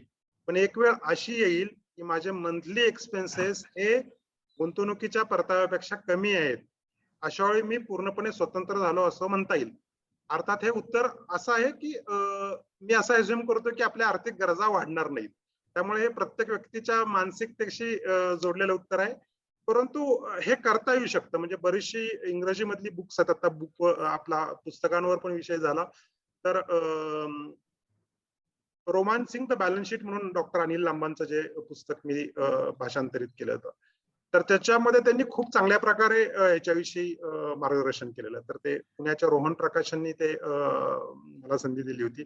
तर त्या पुस्तकामध्ये, किंवा दुसरंच त्यांचं पुस्तक आहे flirting with the stock market, त्याचंही मराठीत भाषांतर आहे. तर ह्या पुस्तकामध्ये वैयक्तिक गुंतवणूक करताना मी आर्थिकदृष्ट्या स्वतंत्र कसा होईल त्याच्यावर चांगल्या दृष्टीनं मार्गदर्शन केलेलं आहे. पण तुम्ही जसं म्हणला की मुक्तीकडे जाण्याचा जो मार्ग आहे तो आपल्याला आर्थिक नियोजनातून सापडू शकतो, की जर मला कळलं की दर महिन्याला माझे खर्च हे उत्पन्नापेक्षा कमी आहेत, मग डोक्यातला मला शांतता लाभू शकते. आणि मला तर असं नेहमी वाटतं की नॉमिनेशन करून ठेवावं, मृत्यूपत्र करून ठेवावं, या सुद्धा सगळ्या ज्या छोट्या छोट्या ज्या गोष्टी असतात त्यांनी सुद्धा आपल्याला सुरक्षित. नाही, ह्या कोरोनाच्या काळात ना सर, की बऱ्याच लोकांचा त्या दृष्टीनं अवेअरनेस वाढला, की पूर्वी नॉमिनेशन लोक करत नव्हते, आपल्या गुंतवणुकीची माहिती घरातील लोकांना पण देत नव्हते. परंतु ह्या गेल्या 2 वर्षात असं झालंय की ह्याच्यात अवेअरनेस वाढलाय, त्यामुळं लोक नॉमिनेशन देत आहेत, लोकांना आजूबाजूच्या लोकांना माहिती देत आहेत की माझी एवढी इन्व्हेस्टमेंट आहे. कोरोनाचा एक चांगला परिणाम असं आपल्याला म्हणता येईल या गोष्टी. डॉक्टर साहेब, पुस्तकांचा विषय निघालाच आहे म्हणून तो प्रश्न आहे की तुमची स्वतःची अनेक पुस्तकं आहेत, त्या पुस्तकाची एक झलक आम्हाला सांगा ना, कुठली पुस्तकं? आणि आता रोमान्सिंग द बॅलन्स शीट म्हणून जे आपण म्हणलं त्याचं ट्रान्सलेशन आहे. त्या पुस्तकामध्ये ताळेबंदाचा अभ्यास कसा करावा, अगदी थर्ड पर्सन जो असेल, ज्याला कॉमर्स बॅकग्राऊंड नाहीये किंवा फायनान्स मधली कुठली डिग्री नाहीये, अशा व्यक्तीला सुद्धा रोमान्सिंग द बॅलन्स शीट विषयी बोलू काही, असं ते पुस्तक आहे. पुण्याच्या रोहन प्रकाशनचं आहे. लोकांना गुगलवर त्याचा नंबर मिळू शकेल. दुसरं पुस्तक जे शेअर बाजाराविषयी जे आहे ते परत अनिल लांबांचंच आपण ट्रान्सलेट केलेलं आहे. तिसरं जे पुस्तक आहे ते आहे मैत्री शेअर बाजाराची. ते पुस्तक आता त्याचं प्रकाशकांकडे अवेलेबल नसेल, पण माझ्याकडे अवेलेबल आहे. अर्थात हा काही म्हणजे माझी ऍडव्हर्टाईज करायचा प्रकार नाहीये, त्यामुळे मी आता काही त्याच्याविषयी फार बोलत नाही. पण मैत्री शेअर बाजाराचे एक पुस्तक आहे. आणि शेवटचं जे पुस्तक गुंतवणुकीविषयी आहे ते माझं कुटुंब माझी जबाबदारी, जे आता आपण गुंतवणुकीचे वेगवेगळे प्रकार बघितले त्याच्याविषयी त्याच्यामध्ये माहिती आहेत. त्याच्याविषयी इतर पुस्तकं आहेत, ती पुस्तकं अकॅडमिक ओरिएंटेड आहेत. फायनान्शियल मॅनेजमेंट, कॉस्टिंग किंवा इन्कम टॅक्स याविषयी ती अभ्यासक्रमाची पुस्तक आहे. अमोल निकम एक प्रश्न विचारतायत, SIP top up is available with all schemes. SIP top up हे सर्व स्कीम्सला उपलब्ध आहे का, असं अमोल निकम विचारतायत. Shailendra sir, available. हो, म्हणजे एकदम सामान्य फीचर आहे तो. सगळ्या म्युच्युअल फंडांकडे असायला, म्हणजे सगळ्या स्कीम्सवर अवेलेबल आहे. आता टेक्निकली फार अवघड असं नाहीये, क्वाईट इझिली पॉसिबल एव्हरीवेअर. एक असा थेट प्रश्न आलाय निखिल धोटेंकडनं. माझं वय 25 आहे, मला कमीत कमी 10 वर्षासाठी पैसे गुंतवणूक आहे, तर सुरक्षित व चांगला गुंतवणूक पर्याय सुचवा. निखिल धोटे, वय वर्ष 25. शैलेंद्र सर तुम्ही बोलू शकाल? नाही, एकतर निखिल लोटेंचं अभिनंदन की त्यांनी एक पहिली चांगली गोष्ट केली की युवा अवस्थेतच त्यांनी निवेश करायचा विचार केला. बरोबर. तर ती पहिली गोष्ट आहे की आम्ही नेहमी सजेस्ट करतो, इन्कम सुरू झाल्यावर तुम्ही ऍसेट क्रिएशनकडे लक्ष द्या, लायबिलिटीज नका वाढवू. क्रेडिट कार्डचा खर्च पण लायबिलिटीज आहे, होम लोन पण लायबिलिटीज. तर पहिलं त्यासाठी त्यांचं अभिनंदन. कुठलाही निवेश करताना जेव्हा आपण ठरवतो तेव्हा पहिली गोष्ट त्यांचं रिस्क प्रोफाईल बघायला लागेल. ते 25 वर्षाचे आहेत म्हणून असं नाही की त्यांना अग्रेसिव्ह होत असतील, त्यांच्यावर जबाबदारी काय आहे, लायबिलिटी काय आहे, कुठलं एज्युकेशन लोन किंवा काही आहे का, हे पहिलं बघायला लागतं. तर त्यांची रिस्क प्रोफाईल बघायला लागेल. त्याच्यानंतर दुसरं ठरेल की मग त्याच्यानुसार त्यांचं ऍसेट अलोकेशन ठरेल. इक्विटी, डेट, गोल्ड काय कसं करायचं ते ठरवता येईल आणि मग त्यानुसार त्यांना निवेश करता येईल. दुसरा मुद्दा लक्षात घ्यायचा की त्यांच्याकडे आता लमसम अमाऊंट आहे का, त्यांना 10 वर्षांनंतर एखादा उद्देश आहे त्याच्यासाठी आता SIP सुरू करायचे. की 10 वर्षांनी मला बाबा एक 50 लाख रुपये पाहिजेत जेणेकरून मला घर घेता येईल, तर त्या हिशोबाने कसं SIP करता येईल.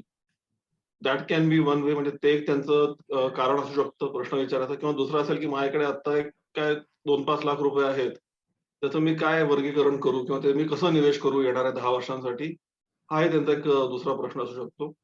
लॉंग टर्म गोल असेल तर त्यासाठी तुम्हाला ऍडवायझर किंवा स्वतः स्टडी करून जसे म्हणले पहिले 2 steps, risk profiling, asset allocation, त्याच्यानुसार तुम्ही SIP करू शकता. इन इक्विटी, डेट, गोल्ड जे काही पर्याय आहेत.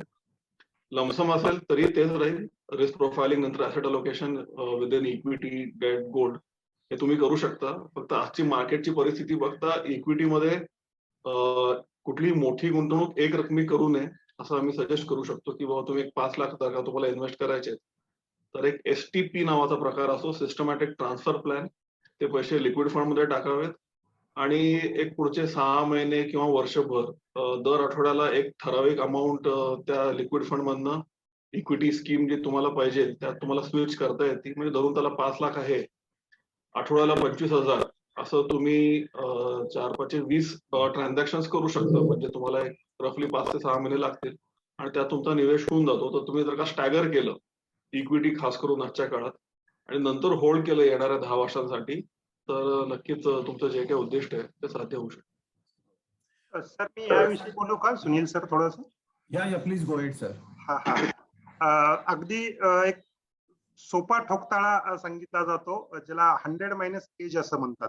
100 मधून आपलं वय वजा करा आणि जेवढं उत्तर येईल तेवढी गुंतवणूक तुम्ही शेअर मार्केट आणि म्युच्युअल फंडात करा. आता ज्यांनी थोटे साहेबांनी प्रश्न विचारला त्यांचं वय 25 आहे.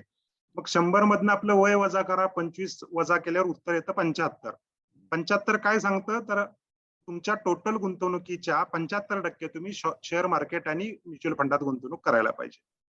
जे जसं एखाद्या 60 वर्षाच्या व्यक्तीने विचारलं की मी किती शेअर मार्केटमध्ये गुंतवणूक करू, तर परत तोच नियम लावायचा, 100 वजा वय वजा करा. 100 मधनं 60 वजा केलं उत्तर आलं 40.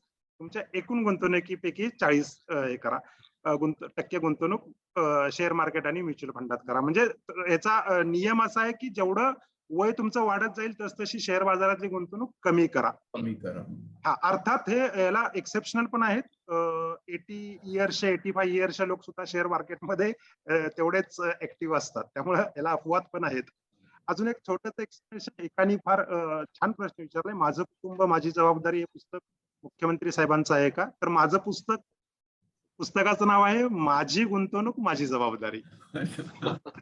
तर ते मी माझं कुटुंब माझी जबाबदारी चुकून म्हणलो असेल कदाचित, कारण का तो खूप फेमस झालेला आहे सध्या. आहे माझ्या पुस्तकाचं नाव आहे माझी गुंतवणूक माझी जबाबदारी आहे, आणि इनडायरेक्टली ती कुटुंबाची जबाबदारी आहेच. आहे. बरोबर आहे. काही हरकत नाही. नक्कीच आहे. ओंकार एक असा प्रश्न विचारतायत की सोन्याचे सोन्याच्या दागिन्यामधली गुंतवणूक योग्य का, किती सुरक्षित करावी असं आहे. दागिन्यांच्या अंगाने तटके साहेब, सोन्यामधले दागिने हे किती लुक्रेटिव्ह इन्व्हेस्टमेंट आहे असं वाटतं? आता हे उत्तर कसं आहे माहिती आहे ना, की उत्तर असं देण्यासाठी विचारायला येईल की ह्या व्यक्तीचं लग्न झालेलं आहे का नाहीये. लग्न झालेलं असेल तर सोन्याचे दागिने थोडस सेफ होतं, कारण का घरात त्यामुळे आपलं वातावरण चांगलं राहतं. परंतु रिटर्नच्या दृष्टीनं बघितलं तर सोन्याचे दागिने अजिबात उपयोगी नाहीयेत.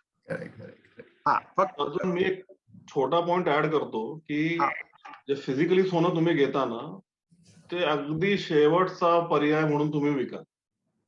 अटॅचमेंट खूप असते. तुम्हाला घरच्या स्त्रियांना कन्व्हिन्स करणे नेक्स्ट टू इम्पॉसिबल की त्यांनी त्यांचे दागिने, आणि ते समाजात पण वाईट समजलं जातं की बाबा अगदी दागिने विकायची वेळ आली घरात.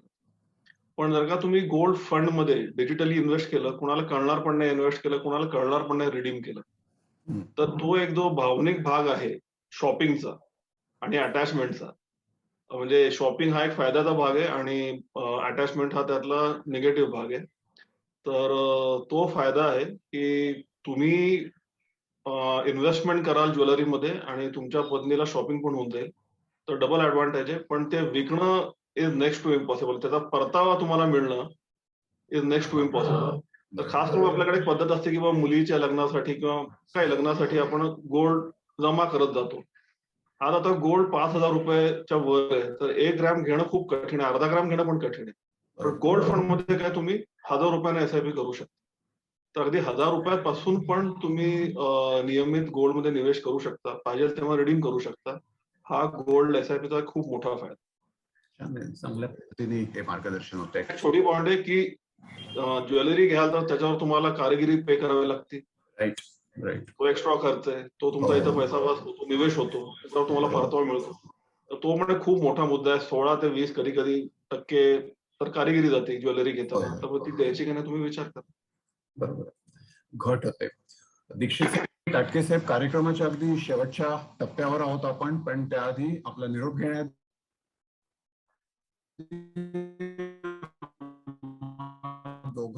आपल्या दोघांचे म्युच्युअल फंड जे आहे त्यांचे सुद्धा मला मनपूर्वक आभार मानायचे. तुम्ही नेहमीच आम्हाला असं मार्गदर्शन आणि मदत करत असता. या कार्यक्रमाच्या अगदी शेवटाकडे जाताना मला म्हणजे खरं तर ना, कार्यक्रम संपवण्याच्या आधी मला तुम्हा दोघांनाही असं सांगायचं की आपण 1.5 तास चर्चा करतोय. जाताना निरोप घेण्याच्या आधी अत्यंत थोड्या शब्दांमध्ये या सगळ्या सेमिनारचा जर गोषवारा घेता आला तर मला तो अपेक्षित आहे. त्यामुळे ते 2 प्रश्न मी शेवटी ठेवतो. पण त्याच्या आधीचा एक राजीव नाईक यांचा प्रश्न आहे, हेल्थ इन्शुरन्स प्लॅन हा कसा निवडावा असं त्यांचं मत आहे. आणि त्याला जोडून मला खरा असा एक आणखीन प्रश्न विचारायचा की हेल्थ इन्शुरन्स हा काही गुंतवणुकीचा पर्याय समजावा का? त्याच्यावरती तुमचं उत्तर. शैलेंद्र सर.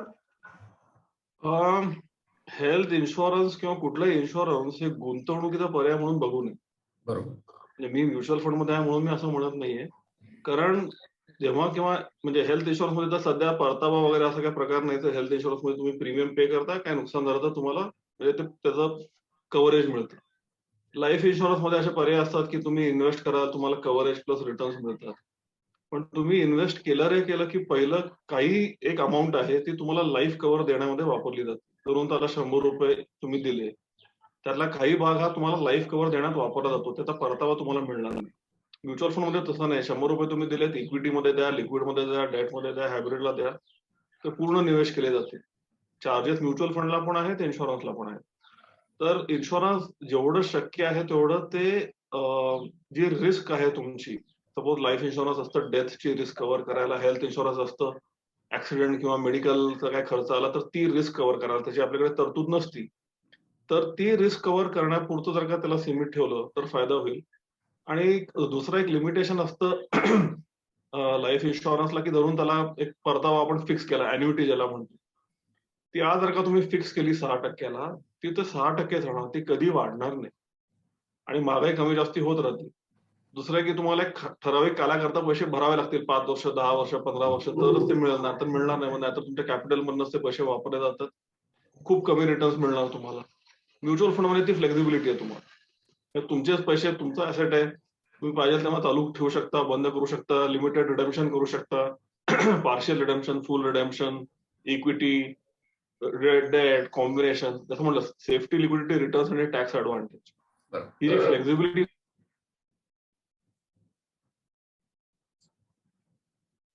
आवाज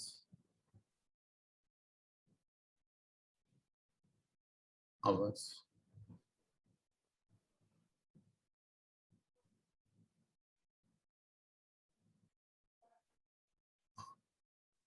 आवाज हे झालाय, पण परत आपण कनेक्ट करू. अगदी शेवटच्या टप्प्यावरच आहोत. ताटके साहेब किंवा दीक्षित साहेबांनीच बरेच प्रश्न काही फंडाविषयी आलेले आहेत, तर लिक्विड फंडाचा एक जाता जाता उझरता टच करून आपण जाऊया असं मला वाटतं. लिक्विड फंड किती सुरक्षित आहेत आणि त्याच्यात कशा पद्धतीने गुंतवणूक आपण बघावी. आवाज येतोय माझा का नाही येते? आता येतोय. मध्ये बंद पडला होता का? मध्ये बंद पडला होता. मध्ये मे बी इंटरनेटचं काहीतरी झालं असेल. नाही, सेफ म्हणजे काय, डेट मध्ये सर्वात सेफ ऑप्शन हा लिक्विड फंड आहे. पण 100% सेफ तर कुठलीच इन्व्हेस्टमेंट नसती, इन्क्लुडिंग कुठली तुम्ही इन्व्हेस्टमेंट करा, 100% सेफ कुठलीच नसती. तर आपण लिक्विड फंड मध्ये हाय क्वालिटी कंपन्यांचे अगदी शॉर्ट टर्म ड्युरेशन म्हणजे 3 महिन्यांचे कर्ज रोख्यांचा पोर्टफोलिओ बनवतो. तर कुठल्याही कंपनीवर काही जरी संकट आले, एकदम 3 महिन्यात ती गुंडाळी जाते असं होण्याची शक्यता फार कमी असते. त्यामुळे ती रिस्क खूप कमी आहे की ती कंपनी डिफॉल्ट करेल. 3 महिन्यात त्या व्याजाचा परतावा मिळतो आणि तुम्हाला तसे रिटर्न्स मिळतात. त्यामुळे रिस्क खूप नाममात्र आहे लिक्विड फंड मध्ये. आणि अगदी तुरळक इन्सिडेंट तुम्हाला बघायला मिळेल की बाबा अगदी एक शॉर्ट टर्म म्हणजे 5 किंवा 10 दिवसाचे रिटर्न्स निगेटिव्ह गेलेत, असं खूप तुरळक बघायला मिळालं. तर कंपनी एखादी डिफॉल्ट होईल ही रिस्क खूप कमी राहते आणि परतावा तुम्हाला स्टेडीली मिळत जातो. तर it's one of the safest option but not zero risk option in debt fund. आणि खास करून शॉर्ट टर्म साठी असतं ते. जर का तुम्हाला एक 2-3 महिने पैसे ठेवायचे असतील तर त्याच्यासाठी लिक्विड फंड हा पर्याय आहे.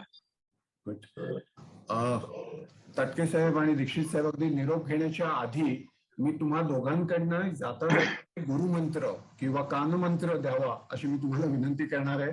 आपण ताटके साहेबांपासून सुरुवात करूया आणि मग दीक्षित साहेबांनी पण याचा समारोप करावा. ताटके साहेब. समारोप करताना असं म्हणता येईल, गुंतवणुकीचे नवीन आपण आज पर्याय बघितले, 10 गुंतवणुकीचे पर्याय बघितले, तर ते हाताळण्यापूर्वी आपले 3 प्रश्न शेवटी जे बघितले ते आपण परत स्वतःला विचारावेत की माझ्याबरोबर जी आर्थिक जबाबदारी आहे त्याची मला जाणीव आहे का. दुसरा प्रश्न आपण असा बघितला की ह्यातली रिस्क मला माहित आहे का. आणि तिसरा प्रश्न आपण असा स्वतःला विचारायला पाहिजे की ह्या आधीचे जे प्रकार आहेत, जे सोपे सोपे पर्याय आहेत, ते मी निवडले आहेत का. हे जर 3 पर्यायाची उत्तरं आपल्याला हो अशी आली तर ह्या नाविन्यपूर्ण प्रकारात गुंतवणूक करायला पाहिजे. आणि आयुष्यामध्ये जितक्या लवकर गुंतवणूक करायला सुरुवात करता येईल तेवढं खूप चांगलं. म्हणजे मी समारोप करताना असं सांगेल की मी MBA कॉलेजला डायरेक्टर आहे, तर तिथे MBA करून मुलं ज्यावेळी प्लेसमेंटला लागतात त्यावेळी पहिल्यांदा मुलं नोकरीचा पेढा घेऊन येतात, त्यावेळी मी म्हणतो तू पेढे घेऊन यायच्या आधी मला तुझ्या SIP चा फोलिओ सांग, SIP चा पहिलं स्टेटमेंट घेऊन ये. म्हणजे तुम्ही शिक्षण संपल्यानंतर नोकरीला लागल्यानंतर पहिल्या पगारातनं करायची जर कुठली गोष्ट असेल तर ती आहे गुंतवणूक. असा जर अप्रोच ठेवला तर आपोआप पुढचे प्रश्न सगळे सोपे होऊन जातील. धन्यवाद. चांगलं, खूप चांगलंय. मला तेच थोडं मी मध्ये बोलतो, दीक्षित साहेबांच्याकडे माहिती भरपूर मिळत असते, गुगल आणि त्या सगळ्या तुम्हाला माहिती देत असतात, दृष्टिकोन कोण देत नसतो. आणि ते लोकसत्तेच्या अशा कार्यक्रमांचं महत्वाचं असतं, एक दृष्टिकोन मिळणं महत्वाचं असतं, मग इन्फॉर्मेशन मिळून जातात. तर हा एक दृष्टिकोन तुम्ही दोघंही देतायत ते मला खूप बरं वाटतंय. दीक्षित साहेब. तटके सरांनी खूपच छान सांगितलं. मला पण एकदम मनाला भिडलं ते. खूप छान पॉइंट तुम्ही रेज केला. अगदी व्हॅलिड आहे. मी पण तेच सांगेन की निवेश करताना मार्केट वर खाली होत राहणार. तर मार्केटवर आपलं नियंत्रण नसतं. आपलं नियंत्रण कशावर आहे की आपण निवेश हा निरंतर आणि नियमितपणे करत राहायला पाहिजे. तो नियमित आणि निरंतरपणे आणि एक डिसिप्लिन ज्याला आपण म्हणतो आणि बॅलन्स म्हणजे ऍसेट अलोकेशन हे जर का आपण मेंटेन केलं तर मार्केट तर आपली चाल चालेल. त्याच्याशी आपण काही करू शकत नाही. आपल्या हातात ते निवेश करणं, ऍसेट अलोकेशन करणं, रिव्ह्यू आणि रिबॅलन्स करणं. तर आपण आपलं कर्म जर का नीट केलं आणि परतावांचा विचार न करता केलं, फक्त आपण कर्माकडे लक्ष दिलं तर आपल्याला फळ नक्कीच चांगली. मस्त. याच नोटवरती आपण आपला निरोप घेऊया. सर्व प्रेक्षकांचं, उपस्थितांचं सुद्धा मी मनपूर्वक आभार मानतो. त्यांना विनंती करतो की तुम्ही छान पद्धतीने त्या फीडबॅक आणि तुमचे प्रतिसाद दिलेलेच आहेत, पण तरी अजून सुद्धा काही तुम्हाला सूचना करायच्या असतील तरी स्वागत आहे तुमचं. तुमच्या सूचनांनुसारच आम्ही पुढचे कार्यक्रम डिझाईन करत असतो. पुढील भेटीपर्यंत नमस्कार, शुभेच्छांसह धन्यवाद.